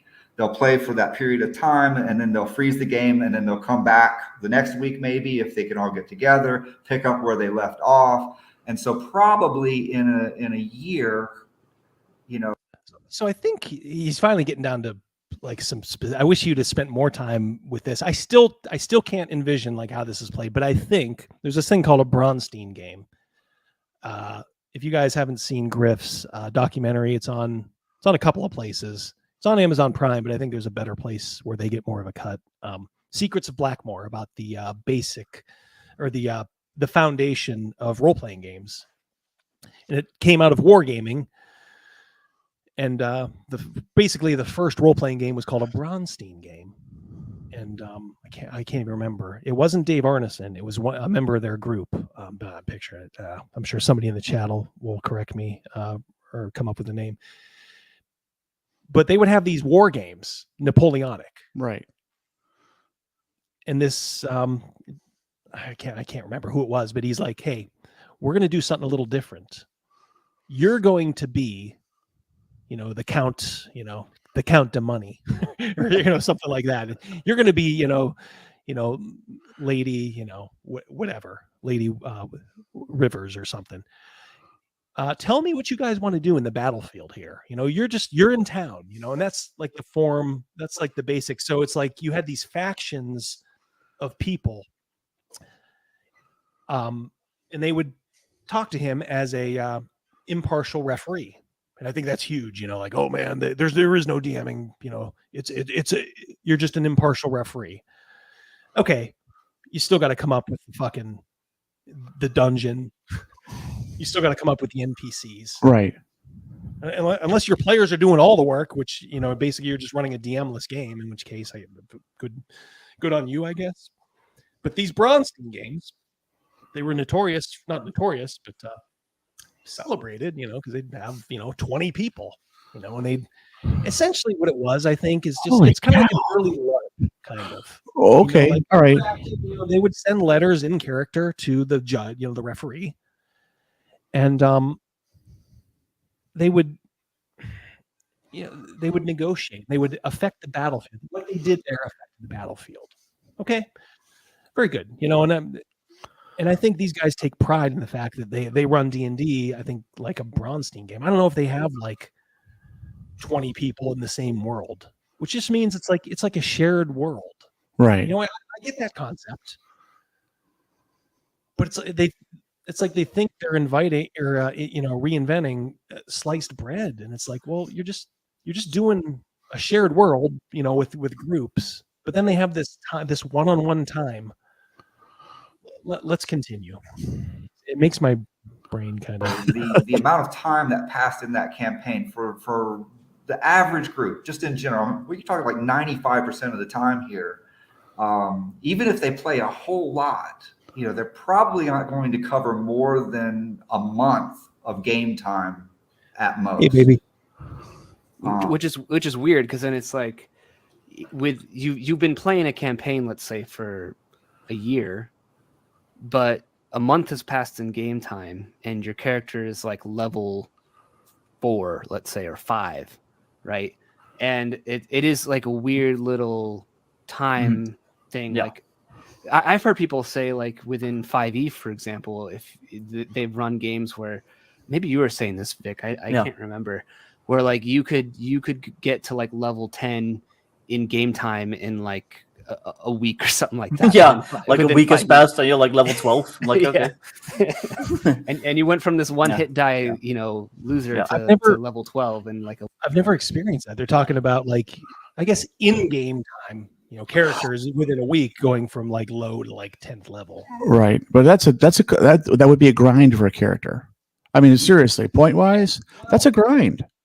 Yeah, I mean, I guess I can see with like, especially like 5th edition, where something like that might happen, where it's all about like, getting the character up, getting them buffed, But like, how long have you guys been at 6th level in game time? I mean, it's been probably half a year. Oh, I think. Absolutely, yes. Yeah, it's been at least like 4 months. Yes, at the same level, easily. So I just and again, when we get to that point, points were divvied out a while back. I'm not sure if anyone leveled up or not, but those points were earned. They were. I'm not saying that in his game, his players are not earning them, but I mean, in a month's period of time, jump up several levels. Mm-hmm. I think that either you're very generous with your points, or you have marshmallows as bad guys. Yeah, exactly. So I mean, if we're just calling out bad DMing, I mean that's fine. But I mean, I don't know. Don't know if we need this this whole rigmarole to solve a problem that can just be solved by just good DMing in a week, and it's just weird. So I think if you use hex crawl rules, and depending on the size of your map, you can probably stretch it out. Because when we did our Scarlet Heroes game, it just took me like a week to get like to a single city, and that was like over the course of like a 2-hour session. So but yeah, I get what you. I like Victor. I don't know. You mean though otherwise? So that type of gaming. Like we know for a fact that that's not the way people played in the 70s. We've got evidence in the rules. There's these strange things that they say, how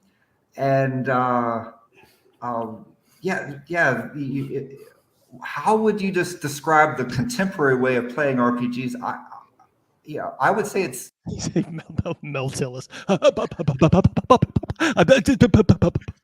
Jeff Bro, stop talking about it. Just sing it, because you don't stutter when you sing.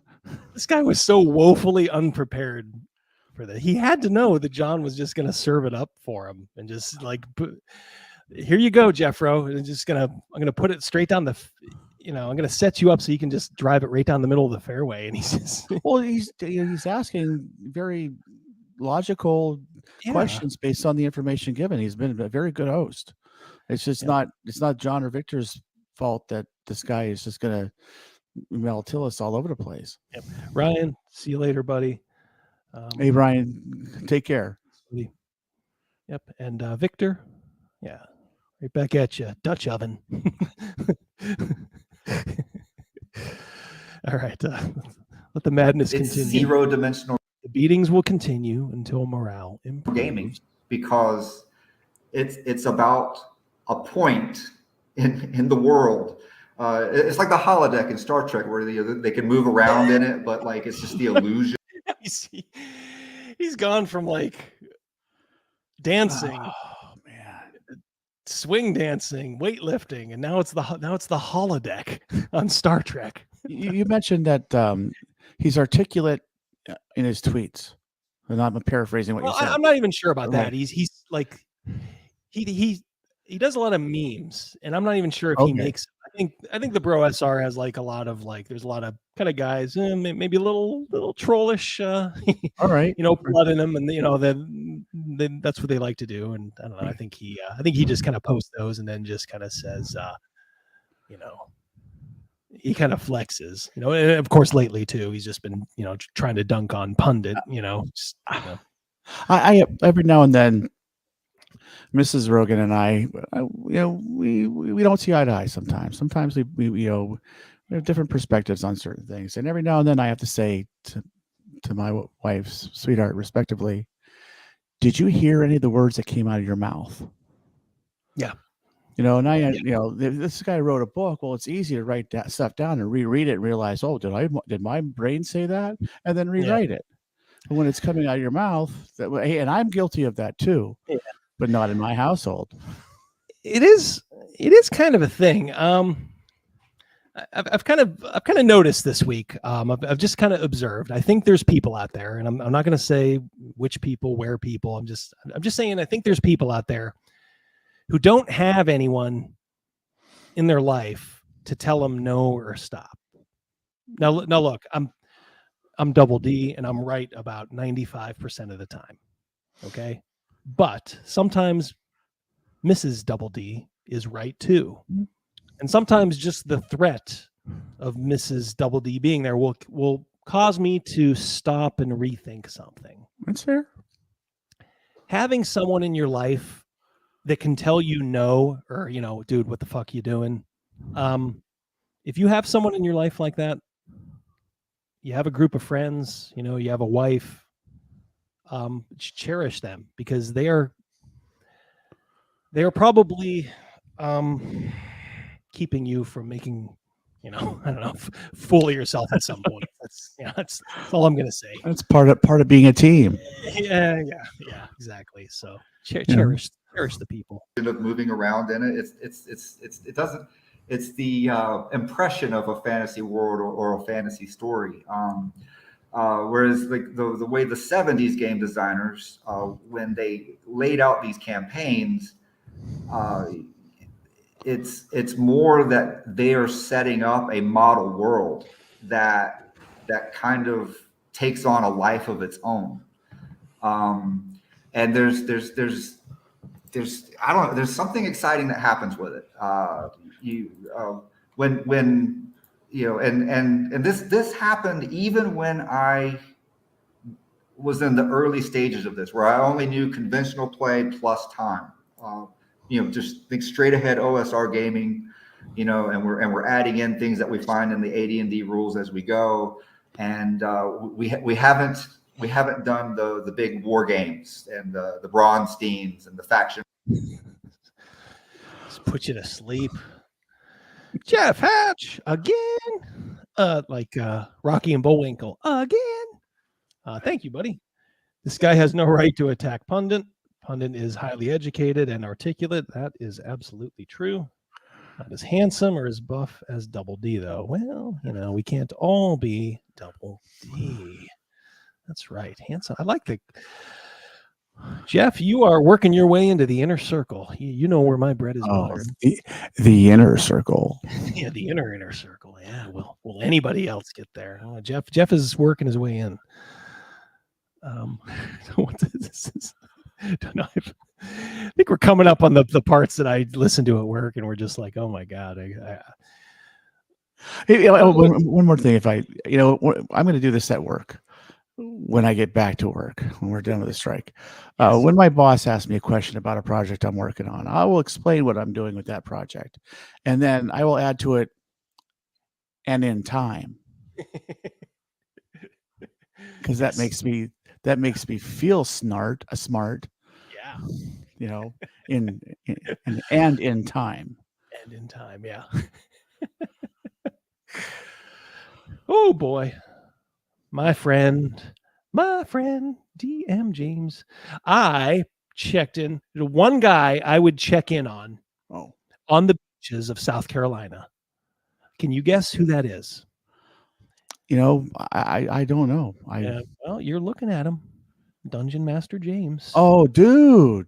Hey, had my back. I'll always have your back. Jeff Hatch, if by highly educated, you mean he went to Hogwarts, I guess you are right. Oh, ouch. Yeah, I don't know if there's bad blood between James and Pundit or not. I don't know. I try to navigate these. I try to love everybody, and if they can't see that, then I know whose side to go on. Holy shit. Yep. Crafty Matt. Holy smokes. $50 Matt. My friend. Thank you very much. All right, Jeffro. Very generous. Jeffro is not very articulate. I get it. Away from Jeffro, what is wrong with exploring these ideas of play and time management? Absolutely nothing, by the way.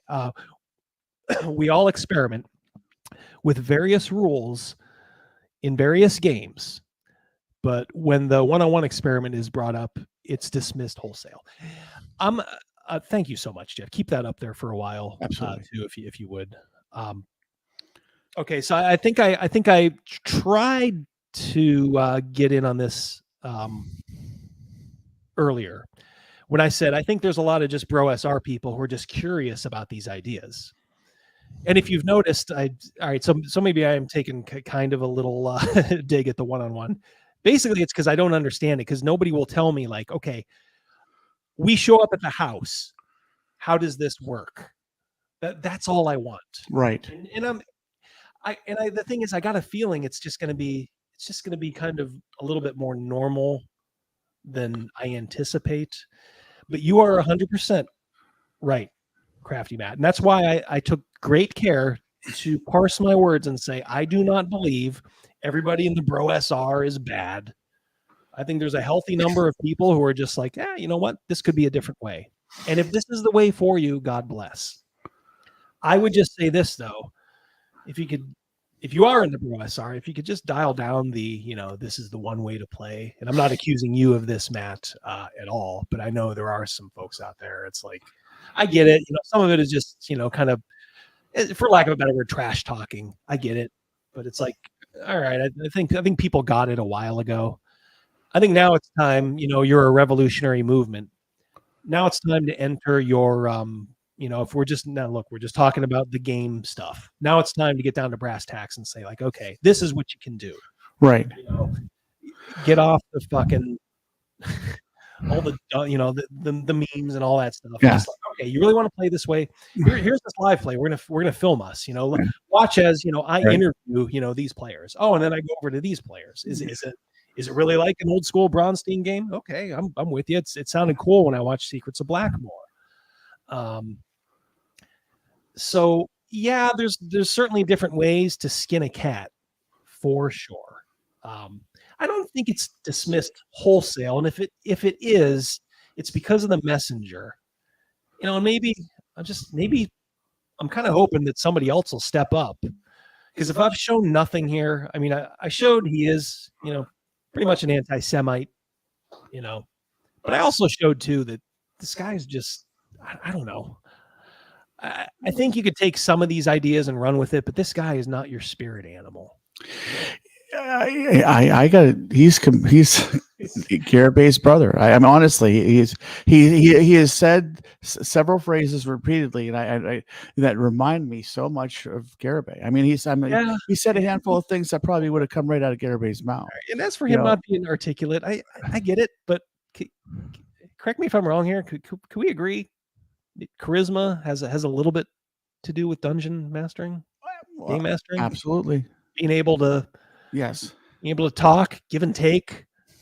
Yes. Not just parrot out, not just get lost in these 3-minute analogies, think from point to point to point. Yeah. Just being able to relate to people.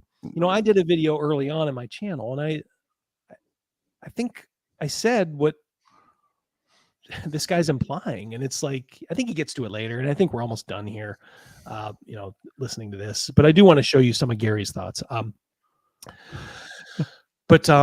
this guy's melting my brain.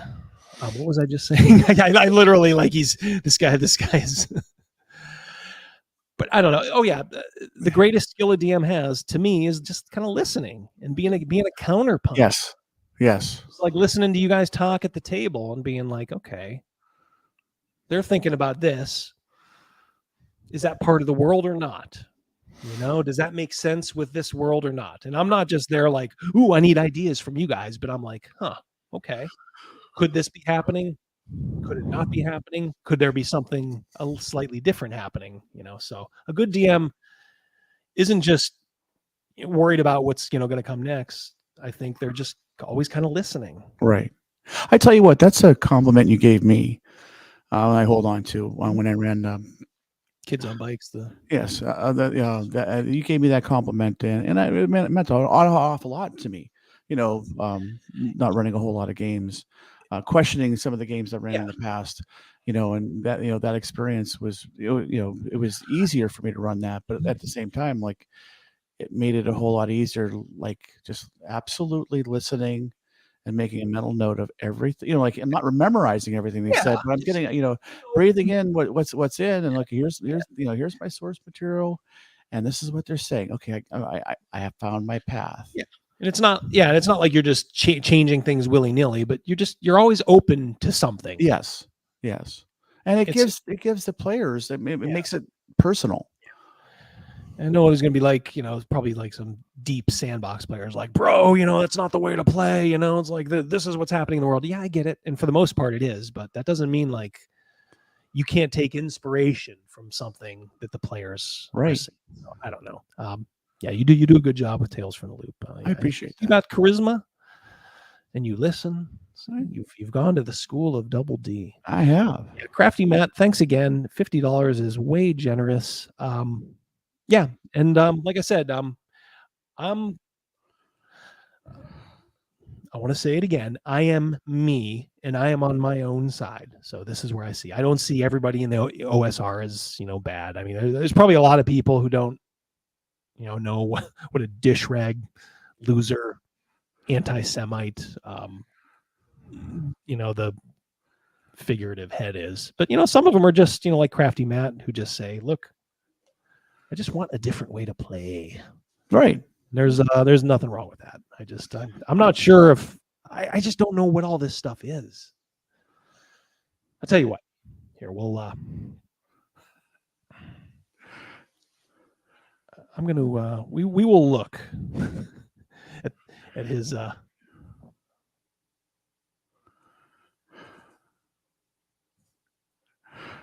All right, so this is from him. This is, I think, the clarion call.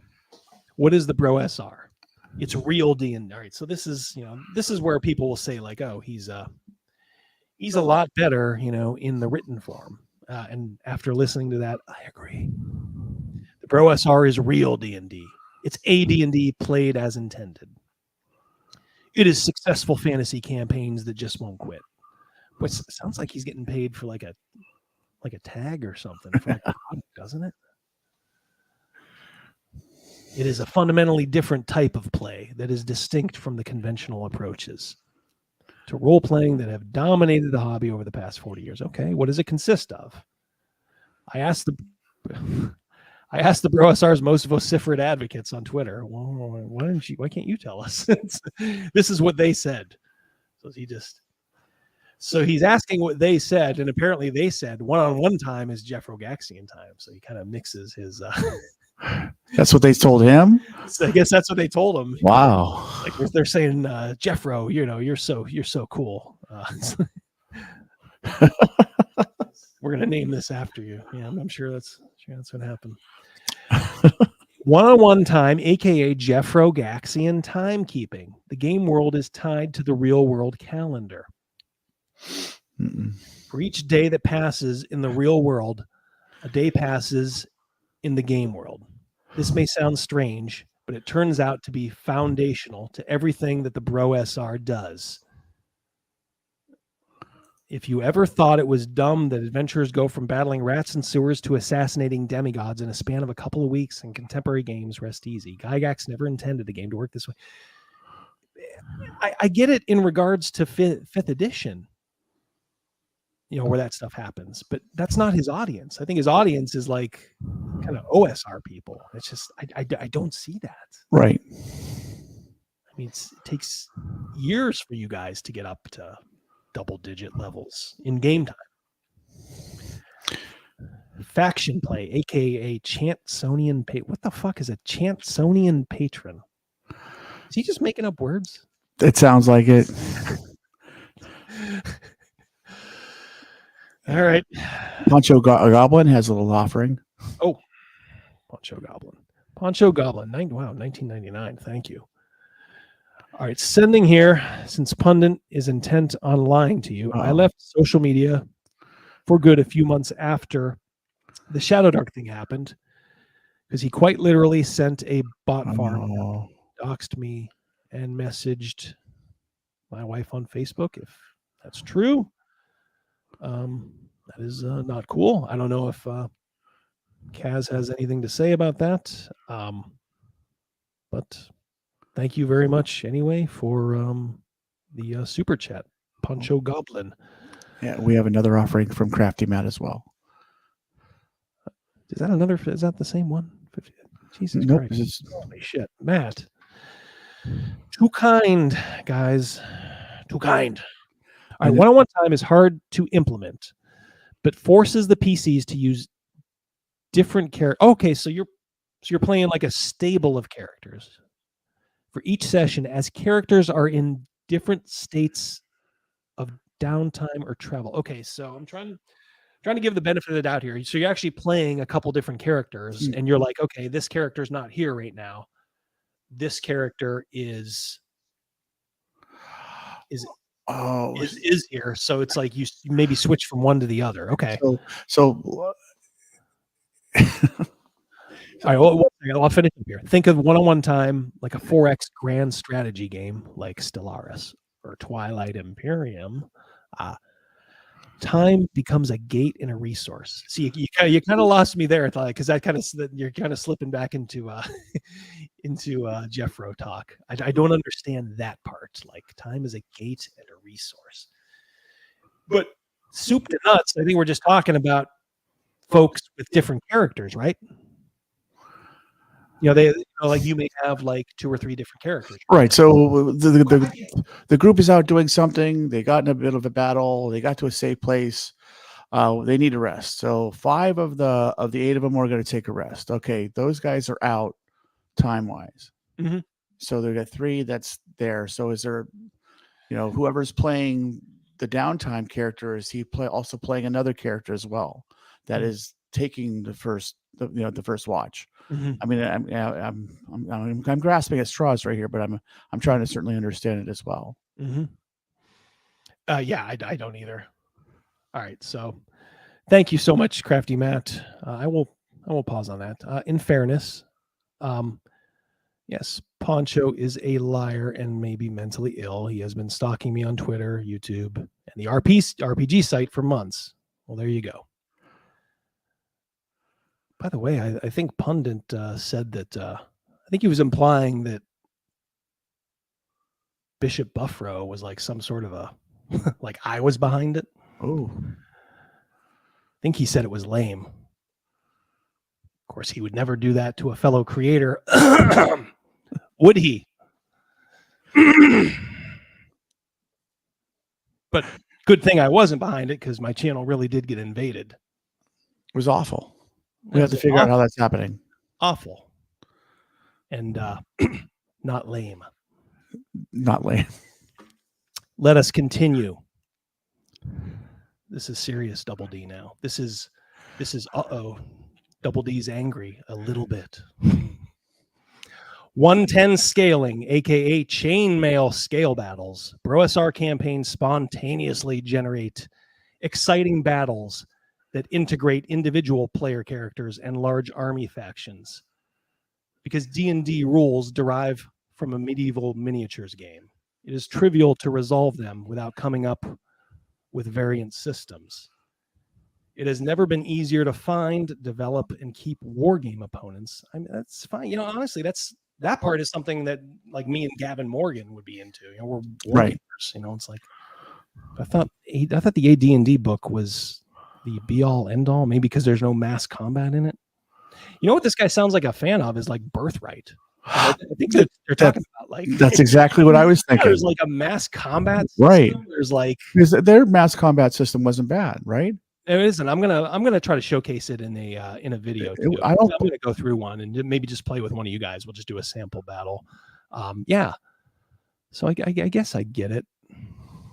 That this Chansonian patrons, you may have noticed that high-level characters don't really do much except give out quests and missions to the players.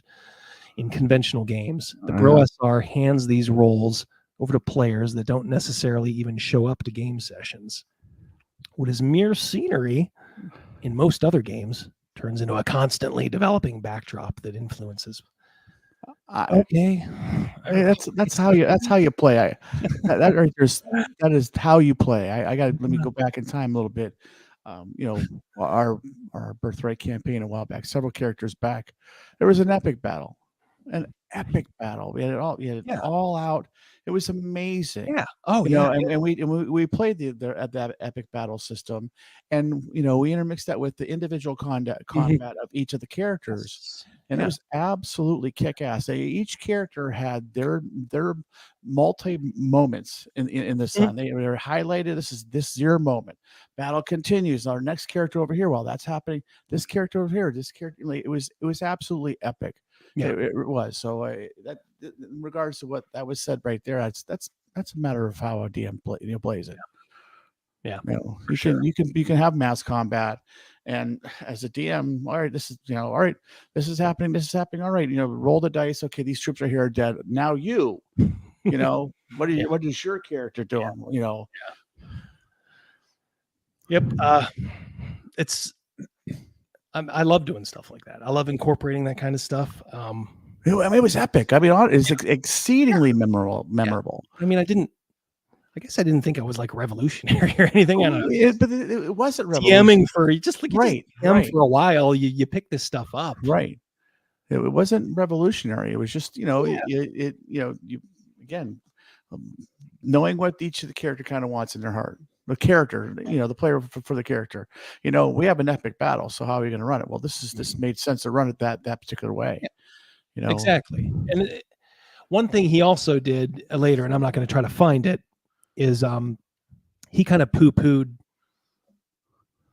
in the interview, like cliffhangers, like, oh, you should end each session on cliffhangers. Like, bro, you don't need cliffhangers at all. And it's like, well. Yeah, I mean, look, if every session is a cliffhanger, like anything, if you overuse something, it's just not going to land. No. But what is wrong with a little cliffhanger every once in a while? Don't listen to me, Jeffro. I've only run a fucking campaign for 30 years. More, 30 years for the Birthright almost. More for just, generic. Because we were playing for years before that.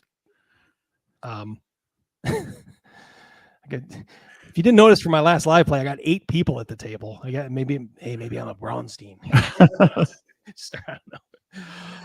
But it's like some of this stuff, because he goes on here to say too, like, don't worry about that. Go ahead, it's fine. But talking about an always-on campaign made up of multiple interacting Bronsteins, and this is kind of what I'm sitting there thinking, like, all right. Am I being bothered in the middle of the week with people coming up and telling me what kind of oats their horse like? And, it's like, hey, I got a 9-to-5 job. I got a career, actually. It's like, yeah, we play on Friday nights. And then, I love it when we're talking the next day and it's, our text chain is on fire. Like, I can't believe what happened, right.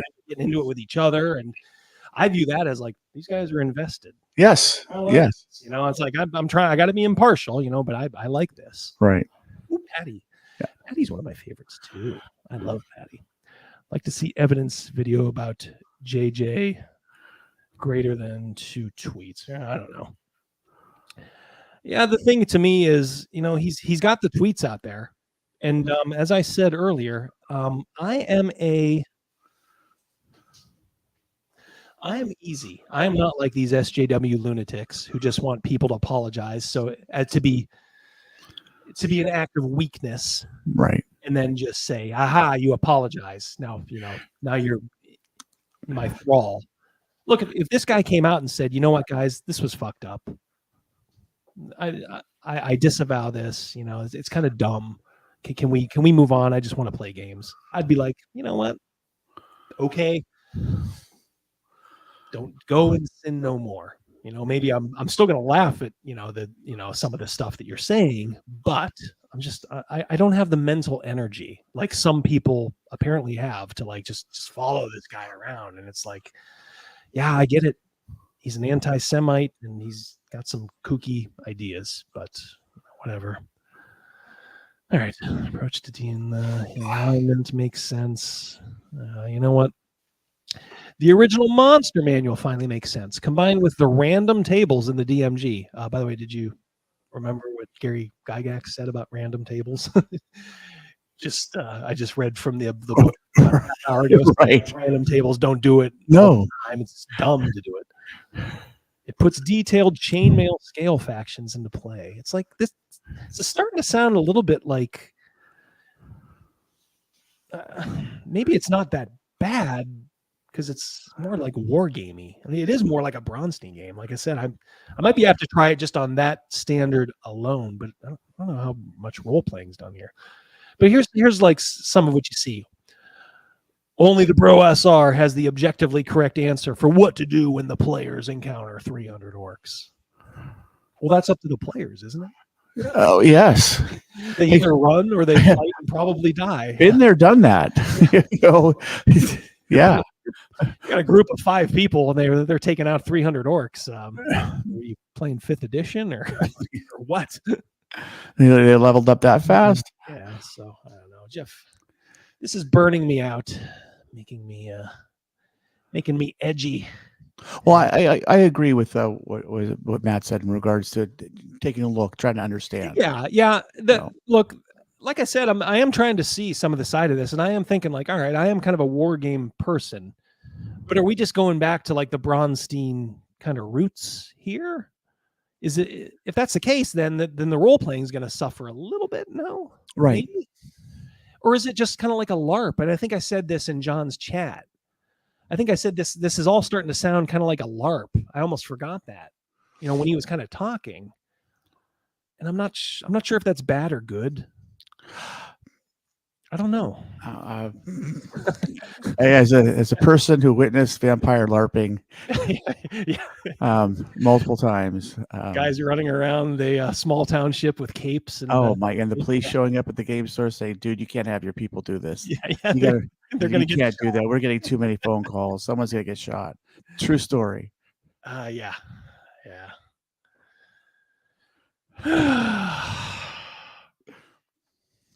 Oh, well, let's do one last thing here. All right, so I think I mentioned Gary did a Q&A on EN World. Not EN World. It's on EN World now, but it was the old Eric Noah boards. I just noticed what a kind man he was, Gary. And I was just kind of going through this thread. This thread is like it's a Q&A with Gary, and it's 430 pages. I got through like 10 of them, and I was just screenshotting. I figured we'd go through some of what he was saying. And some of these things that even maybe apply a little bit here. All right, so this is all Gary Gygax here. These are his words from, I think, about 2002, we're talking about. This is the beginning of the thread. Play is mainly reliant on rules. I ignored those I write when DMing, if the game called for that. And in all added what was logical in terms of the game environment to play. Thus, much of adventuring was not by the book, but seat of the pants play by DM and players alike. Okay, Jeffro has been very open. You have to play AD&D rules as written, and I think he understands too that Gary said this. And he's like, "Yeah, but it doesn't matter, bro."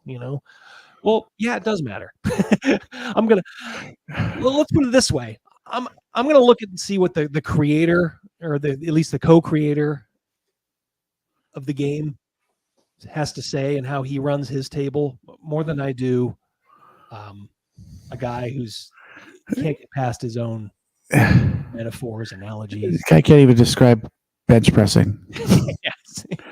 Yeah, dude. He relates everything to, I go swing dancing.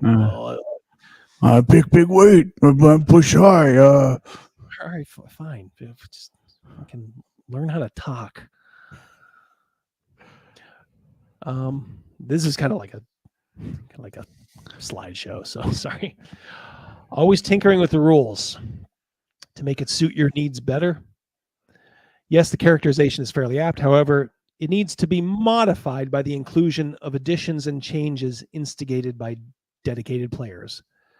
So the your in your needs might better be read as the needs of the game in the eyes of the participants. Here he is putting power back. Everybody in that era was like, oh, DM is God. Here he is kind of putting some power back into the hands of the players. This is Gary Gygax, father of D&D, the holy Gary.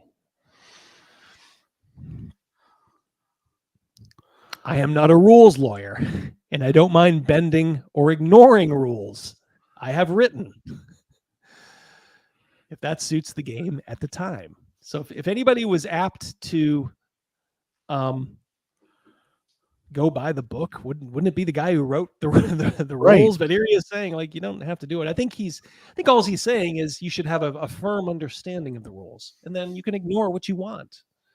And if there's something that's not spelled out specifically in the rules, then by all means. Yes, Gary. Hi, Shark. What is up? How are you doing, buddy? Gary Gygax was simply outstanding. Semper Fi, buddy. Oof, oof. Yep, our old pal Shark from days long ago. Yeah, so here's Gary, saying he's ignoring rules that he has written. Okay, so let me put it to you this way. Let me put it to you like this. If the creator of D&D is fine with it, I'm fine with it. But I will go. You play at the table, Rogan. Do we ignore rules all the time? Yeah. Not all the time, but when it comes to certain situations arise. Certain situations, yeah, absolutely. But I mean, like combat, we don't. No, we're not saying I feel like right now you guys should have. It's like absolutely not. It's your attack bonus. Yeah, if we do something stupid, we fall. We're going to take fall damage. There's no. If there's a way to get around it, well, you better have a reason and a why. Do I not double check some characters? Absolutely. Like, are you sure that bonus is right? Because it seems to me to be a little off. But a lot of times I'm the one that's wrong, and it's like, okay, but fair enough. I am not above auditing some players, characters. And you're not a miser about it at all. No. I don't think so. No, not at all. No, we've been through situations where this situation is flowing, this part of the adventure, this action is happening, and it's just like dramatic to go, to take it a certain way versus the rule, Yep. And that way we're all seeing it, we're all experiencing it, in a way that we're perceiving it. Yeah. But the good thing about a Castles and Crusades game, hoorah, is that it's at its core a fairly simple rule set. Yes, and like I said, for the basic parts of it, stick to the rules. I get things like my wife had a spell that was just way overpowered, and I'm like, nope, sorry, we're gonna nip that in the bud right now. I'm not doing another 5th edition thing. Right, so stuff like that. Yeah, if I see gross errors. Like you do the damage of a lightning bolt of your current hit points. My wife has like 48 hit points. I'm like, well, what? I'm going around like, what's going on here? Right. Like, is this? And everybody's like, yeah, that's the way the spell's written. I'm like, no, it's congratulations. It's die 6 per level. And you know what? Because she's my wife, she said, I'm fine with it. Well, it made sense. Yeah. Hey, she didn't want to be dropping, and they're like, well. I'm asking these guys, and they're like, well, she could be, she could have less hit points when she casts the spell. I'm like, well, she's fucking retarded if she doesn't cast it round 1. Right. And coulda, woulda, shoulda. She even asked, as she was reading it over, deciding how to do the spell, she even asked about it. Yeah, oh yeah. She straight up like, she's reading it and right. Right. And yeah, you do have to kind of tweak things here and there. So, but hey, if we're going rules as written, it's like, I got it. No. Here's another one. I think this guy was asking him changes he'd make, and I thought this was kind of fascinating. I'd remove the psionics material, possibly adding it back in later on, having been able to spend more time and being very careful to see what it mesh with the magic system in the game. So he's talking about he wasn't completely comfortable with psionics. It just kind of got thrown in. I dropped the weapon speed and weapon versus armor material, as those are seldom used and generally slow and complicate play. Here he is being perfectly honest. Oop, Toro. Got a little goodie from Toro. Right. As if our buddy Mouse was here, it would be a mouse dropping. Still waiting for your birthright house rules, by the way. There's not a lot specifically tied. Thank you so much, Tora. Subscriber to the channel and a super chatter. You get the double kiss. Another step to the inner circle. Yeah, ooh, another step. Yeah, Another step to the inner circle. I gotta figure out this. I gotta ask some of the cult tactics here. How do I get these guys to pay more? No. First, we have to create an inner circle first. Yeah, exactly. What is it? Still waiting for your birthright house rules. By the way, honestly, there's not a lot. And see, we're at the point now where we don't use the domain rules anymore. Not people think like, oh, you play birthright, all your characters are gods. No, they're normal adventurers playing in that world. It's there if we need it, but we kind of did it at the very first, long before Rogan started. So there's not too much in the way of house rules. There's table rules. I do have a Benny system. Guys have to earn it though with successful rolls. We do a few things with those. If you guys are interested in those, I did a video a while ago, but it kind of changed a little bit. So I might have to update it if there's interest.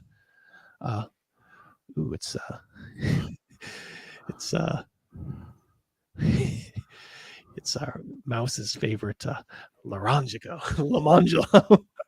Lamangelo.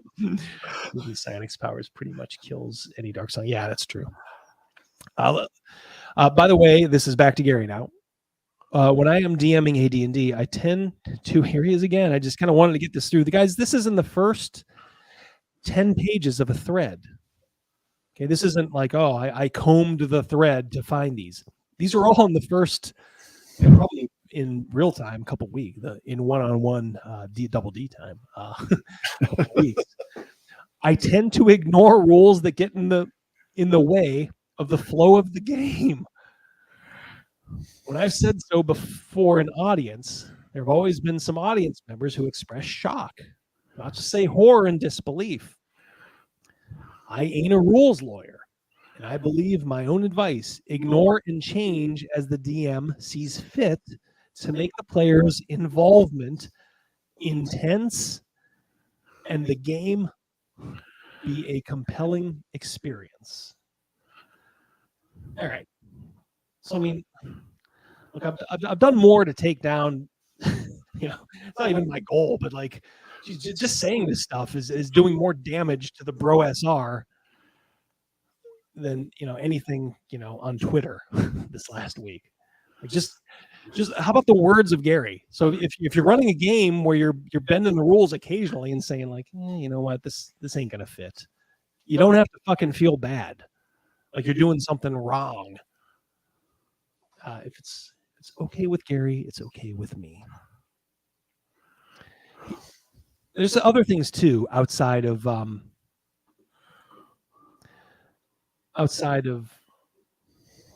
the ignoring rules. Kind of look at how visionary he was. Paper games will persist, and the market might even grow some. But the clear future for growth and diversity is in the electronic end of gaming. RPGs have a bright future, both in paper and especially electronically. The more so as, do you guys see that? The more so as AI improves. And most home computers are equipped with audio and video capacities. How long ago was this? 2002. Okay. As a fucking genius, it's like you could literally this thread is open to everybody. Everybody can go listen or go read for days probably this man's wisdom. And here he is projecting about AI affecting gaming world and what the fuck are we talking about in the last year or so? Are there going to be AI DMs? Fucking the guy was, if you call him a genius, he'd be like come on, what the hell's the matter with you? But good Lord. Here's another thing when you think of the virtual tabletop. This is 2002, guys. I'm relatively certain that face-to-face RPGing is here to stay, much as live theater has survived a couple of millennia. Remains still in the face of motion pictures and television. Of course, the relative percentage of people playing pen and paper games thus will decline as technology improves and the online and computer RPGs come ever closer to playing live with a group of friends. Fucking unbelievable. This guy's calling his shots like, the great Kreskin. As for online play, it seems a natural recourse when a group of old friends becomes separated. With audio and video components, the net meeting, probably an early form of Zoom, becomes very close to the face-to-face experience when all were in the same room, eh? I mean, he'd probably be a little dismayed that people are actively choosing to go that route, when they could be playing, face-to-face. Right. It wouldn't surprise him at all. I thought some of these others were kind of fascinating. There's only a few more here, and then we will end the stream. Did you ever play or DM the BECME version? That's the basic expert, and so on. I did not play the D&D. He calls it BECM, other than in tests of Frank Mentzer's able work there. It was only after I did not need to be concerned about the direction of AD&D that I had some time to revisit D&D as a DM. It is a great game, in my opinion. And no question, I still enjoy running adventures using the system. So he was a fan. He wasn't just all about advanced D&D. He liked the basic. And Victor has an offering for us. Doing Victor. Just 1 second. I gotta scroll down to read because heading off. Whoops, hold on 1 second here. Heading off, touch grass. By modern necessities. Yes, thank you, Victor. Yes, let's all go outside and take a deep breath, shall we? Thank you for coming in and joining us tonight. Another one from the larger perspective, Alessandra. The AD&D game was the best move TSR ever made. It was a mistake for TSR not to continue to support the original, like the BECM game line too. I urged that we do so, but that advice was ignored. I mean, it's like finding the Dead Sea Scrolls. Right.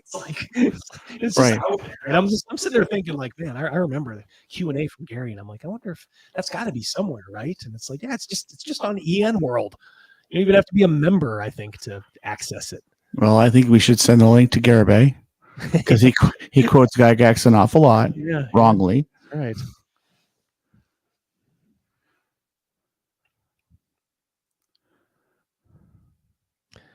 The next one. Okay. He's talking about 3E now. Also, the way skills and feats are presented tends to both encourage multi-classing. He's talking about 3rd edition, while blurring the archetypes. He was big into archetypes, like I am the archetype fighter. I am the archetype magic user. Yes, one can still play 3E with archetypes, but the system does not encourage it. Nor is that in the spirit of the system gaining power. Boy, he was onto something there too. That 3rd edition, even though we kind of liked it at the time, it was kind of this imbalance. It blew up. Yeah, every small printing company. More power, it's like out of balance. Along those types, or along that line again, I feel very strongly that the archetype is crucial to the D&D game. So he's not a real fan of multi-classing, or very sparingly. And yes, I believe that 3E has suffered by virtually abandoning that concept. Without it, I don't think the game will maintain so strong an appeal as it originally possessed. Time will tell. Probably a little maybe a little off air because you can count Pathfinder as essentially third edition. So third edition had legs. It struck a chord. I think it struck a chord because players loved it because they had a little bit more power, than they used to, and it just kind of stuck. Right. Later, Victor. Yep. As I am usually stuck being the GM, I long to play a character or avatar. If I could manage both, I'd spend about half the time with each activity. Yes, I have suffered from GM burnout. That's why it's great to play a character now and then, as it refreshes and gives the opposite perspective in regards to adventuring. That's something, I didn't know he said it, but something I agree with. And, I don't know if I have burnout, but there's times where I'm like, okay, this is a natural end point.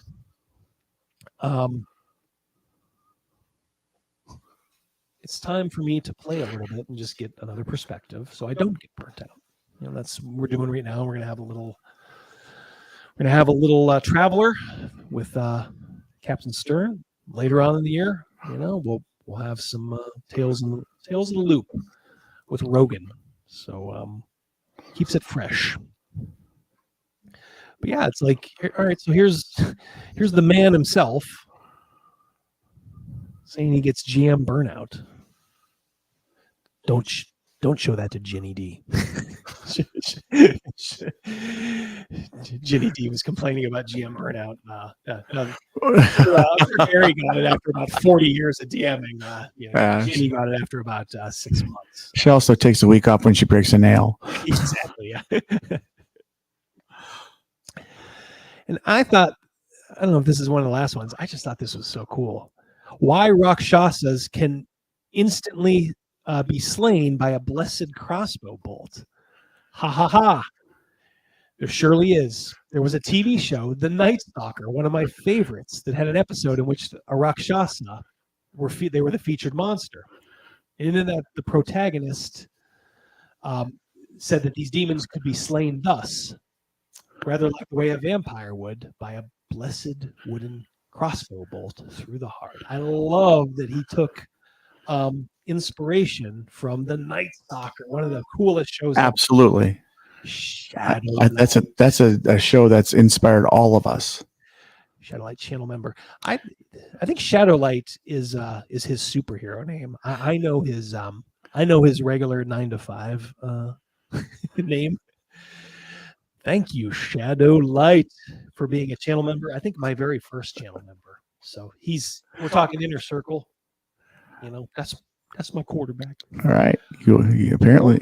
Yeah. Warrior men wear dresses. Predict apocalyptic floods. Worry with women over toxic orc masculinity. Mental illness class. Yeah, pretty much. Thank you so much, Shadowlight, and I will keep your secret identity. Shh, hush, hush. Yeah, you are in the inner circle. Yes. Yeah, so I don't know if there's anything more. Let me see if there is. But I don't know. I thought that was really, really cool. Might be at the end. Yep. I think we are.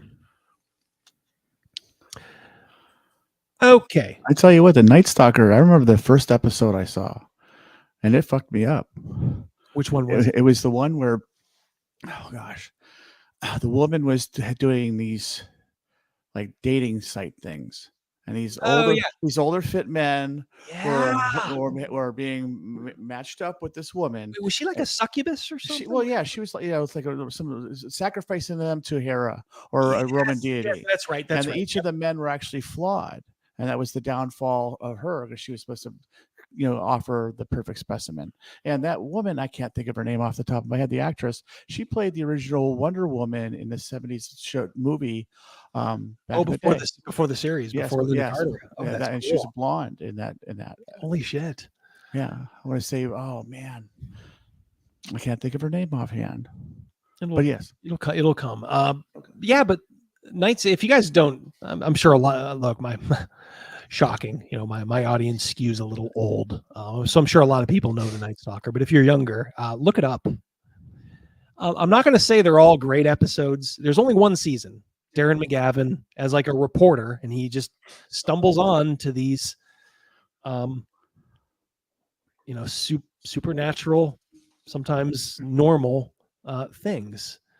Kind of, it's the prototype of the X-Files. Oh yes, yeah, he was very open. Chris Carter was very open in admitting that it was, very much the inspiration. The real Vector, God, another OG, been here since, if not day one, close to. Almost like Meat. Meat is like the first guy I ever remember. I'm sure there was others, but Real Vector, $10. He's also a channel member. You guys are killing it. I'm going to try to get some member-only content out soon. I hope you guys understand I was on vacation. I'm dealing with stuff, and So Real Vector, $10. I've never heard these Gygax quotes before. Thanks for highlighting them. Yes, I think, Vector, you can just honestly go out to your browser, just go to EN World and look up Colonel Plato, COL_PLADOH, and you will come across his thread. And be prepared for a couple of days of reading. Just fascinating. Guys, that was in the first 10, 12 pages of this thread. I'm sure, maybe a lot of it was front loaded, but here you are finding out, okay, how did this guy play? Another Night Stalker I liked was the Ripper. Yes. God, he was hiding in the closet when the Ripper came back, and he's like, I love it because he freaked out. It was so natural. There's like there's a Ripper loose in Chicago, which is where the Night Stalker was based. And these murders very similar to Jack the Ripper. And he's of course Darren McGavin, as Carl Kolchack stumbles into the Ripper's house, he tracks him down. And he's just the creepiest, like the Call of Cthulhu, like the haunted house adventure. This is like probably got to be the prototype of it. He's in there all alone. It's this creepy old house out in the middle of nowhere. He's just the floorboards are creaking, and then all of a sudden he hears them like pulling up, and he's like, and he's like, oh my God, he's looking for somewhere to hide. He's hiding in the closet, and the way I remember it is like the Ripper's like putting back his cloak. I guess for some reason he's still dressed like it was 1888 in London, but he's putting in his cloak, and Darren McGavin is in there, and he's just like he's almost like hyperventilating, and then he just loses it, like comes like stumbling out, and like he just literally can't take it anymore. It's the perfect representation of panic in like a character. If you want to see it, it is fantastic. I believe that he's just underrated as an actor overall. Everything I've seen him in, he's done a solid job. Yeah, I mean, he was in the X-Files. He was an ex-agent. Of course, we love him in Christmas Story. Night Stalker was captured in California, a few blocks from the house I grew up in, Mission Viejo. Yes, he is talking about the real Night Stalker, Richard Ramirez. See, I got a good memory for some things. Yeah, he was. Do you remember him? Yes. Back late 80s, I think maybe. Yeah, he was a serial killer. Bad dude. Bad dude. Kathy Lee Crosby. Kathy Lee Crosby was her name. Oh, Kathy from That's Incredible. Was she the That's Incredible woman? I don't know. I don't know. But she the Wonder Woman movie she did was in 1974, just titled Wonder Woman. She was kind of sexy back then. I always thought she was she was good. Yeah. Sure. I think there might still be some episodes of OG Night Stalker on the internet. Yeah, you could try. There's 2 movies, like they're like TV movies, but they're good. One I think is about a vampire. I think there was a couple of vampire. Obviously they kind of leaned in on that one. Was that the first episode? Was the vampire one? Well, it was the first movie. Okay. And then I think there was one in Las Vegas, maybe the Las Vegas one was the first one. Yes. Maybe the Las Vegas one was The I don't know if you want to call it a pilot, Right? They do pilots. Yes. Because like Simon Oakland was his boss in, if I'm thinking right, it was his boss in Las Vegas. And then I think like, okay, we're going to pick up the show. You guys can start producing. But for whatever reason, they couldn't shoot or didn't want to shoot in Las Vegas. So it's almost like everybody got moved to Chicago. Right. So it's like Mouse always brings this up. They did the same thing with Saved by the Bell. Like the first year, I think of Saved by the Bell, they were in Indianapolis. And then like the next season, they were in like on the coast in Cali. I have to say, I am amazed, is a poor word to put it, bewildered. Mouse's memory and understanding of Saved by the Bell is pretty phenomenal. Oh yeah. And a lot of those shows during that period of time. Oh yeah. He's a connoisseur of that kind of schlocky stuff. He loves it. All right, so Jeff is setting us straight. The first was the Vampire in Vegas. Yeah, that was the pilot, I think. And then they did another movie, maybe just because I don't know if they filmed something, and because it only lasted a season. It got canceled after one season because people didn't appreciate it. And then The Ripper was in, that's right, Seattle. I got to watch those movies again. I've seen the episodes more recently than the movies. The Ripper apparently was the first episode. Okay, so that was the September first 13th, episode. Yeah, 1974. Yeah, God, what a way to start. Zombie was great. You remember that? That was Zombie was fantastic. Oh my God, yeah. I don't know, I got to talk about it because But if you want to watch these, I don't know, just plug your ears or something. Yeah, when he's in the car and he's like trying to sew. Yes. At the end, like there's a way to kill a zombie, and it's like fill his mouth with salt. Yes, and then sew his mouth shut. And he tricked him into hanging itself so he could get there. Yes, yeah, but he's literally like up close, like so. They got you so uncomfortable. Yes. In that show. And the other one I want to talk about is the Spanish moss monster. Do you remember that one? Yes. It was like the guy was dreaming, and he brought into dream, from his dream world, this monster in the middle of Chicago, and it would always leave behind this like Spanish moss. And it was just the way it was shot was like really creepy. And it was like I remember distinctly, like Carl's on the case, like talking about what's going on. He's talking with his little contact, Hervé or something. He's just some little guy, his like street contact, and they're talking, and then he's like, and blah, blah, blah, and then he like stops and realizes like he ain't there. As they were walking, Kolchack, yes, he got like nabbed off. Yes, right from in front of they're walking. They're walking, and it's like it's all wooden fence thing. Yes, right? exactly. Yes, yeah, wooden fence thing, and then wooden fence, and then boom, and then all of a sudden his, the cool, contact is gone, and it's like, oh my God, was that the one? I think did it come to in the sewers? Maybe was that where it ended? I'm thinking. So one of them ended in the sewers. Right. That's another one I got to see. God, what a great show. Again, we can thank Gary for bringing that up. I'm sorry, Kathy Lee Crosby. Her episode was called "The Youth Killer." Oh, the Youth Killer, yeah. And I hate to say some of those were the ones that little less, little less kind of out there. Like there was an Indian one too. Right. Yeah, Avenger promoting a Chalt zine on Kickstarter. There you go, you Chalt guys. Remember, if I still have a job, this Sunday will be inappropriate characters with Pundit and Avenger. I think it's 8 p.m. Eastern time, so tune in for that. It'll be on the Inappropriate Characters channel.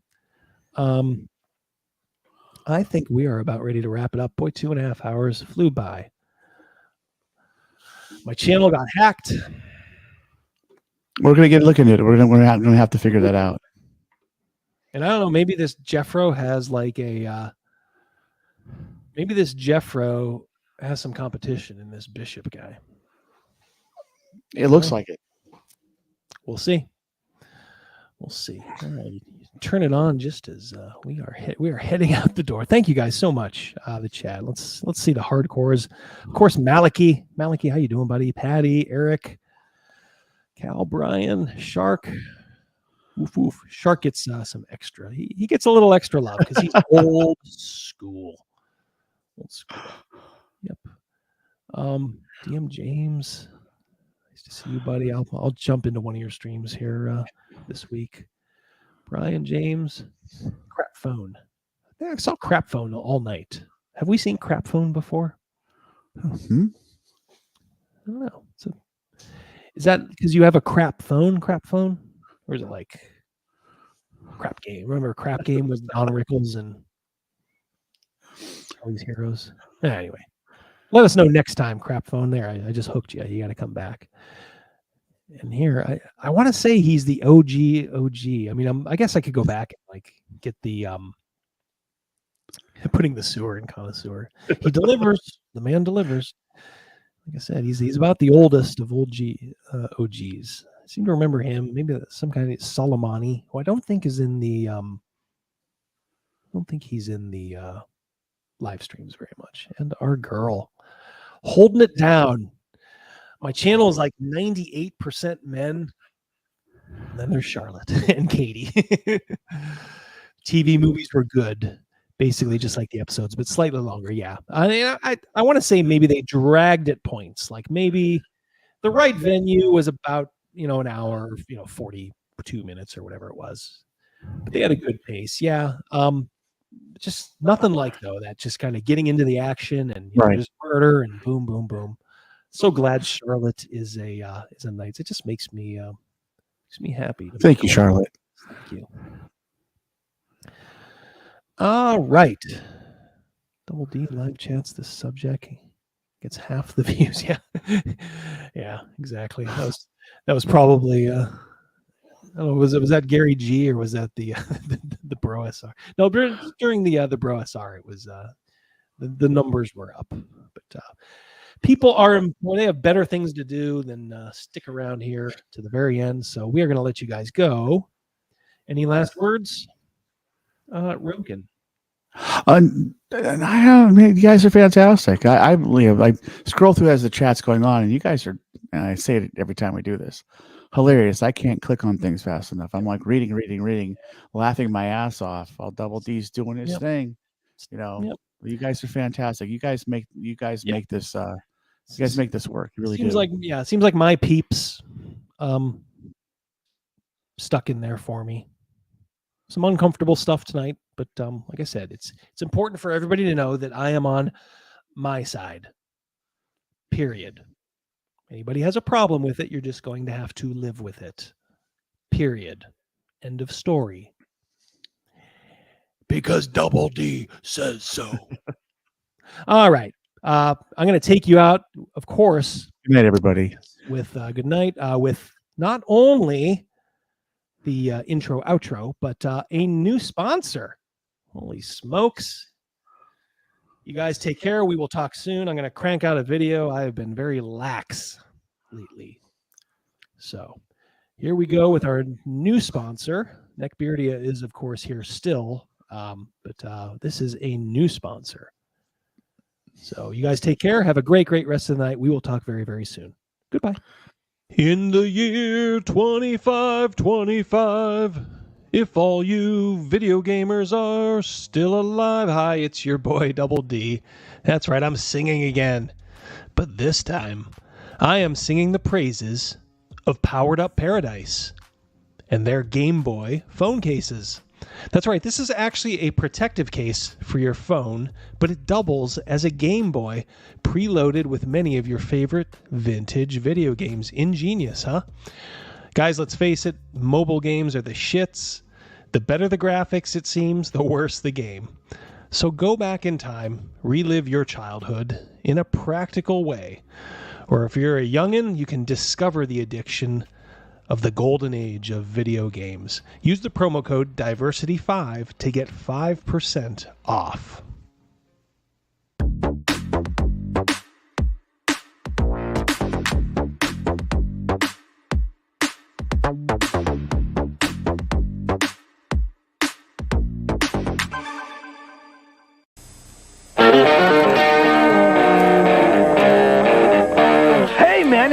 Double D? Yeah, man. Well, turn it up, man. Let's just go in and like kill all the orcs, right? They're the bad guys. Who gives a shit? We just hack and slash and we loot their dead bodies, right? Hack and slash, kill them all. You know, conquer the infidels. Boy, that campaign sounds like a barrel of fun, doesn't it? Are you just a dream? Double D. A dream to some. A nightmare to others. Somebody who's opening a refrigerator and leaning in, right, is the language of a woman. Somebody who's opening the refrigerator and being cut off halfway through that lean is the voice of like a mermaid or a siren, right? Honey, what do you mean additional benefits? We turned 65, we got Medicare. That's all there is to it, right? I'm talking about Medicare Part C, commonly called Medicare Advantage. We have traditional Medicare, which is only Medicare Parts A and B, but not Part C. Wait.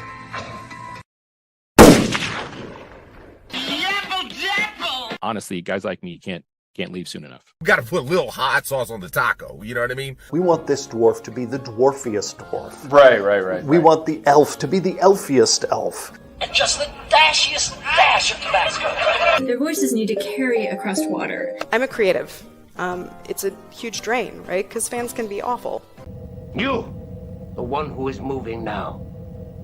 Answer! Experience beige. When you say white lives matter, they don't. White lives don't matter because white lives aren't a thing. I disagree. I disagree, Gary. Lutherville, Marina Del X, Otisburg. Otisburg? Who's this monster? She's got her own place, man. Otisburg? It's a little bitty place. Otisburg? Okay, I just wipe it off. That's all. It's a little town. Okay. We'll do it live. Okay. We'll do it live. Fuck it. Do it live. I'll write it and we'll do it live. Fucking thing sucks. In 5, 4, 3. Great sandwich. Thank you. I enjoyed having you here. You're a very good co-host.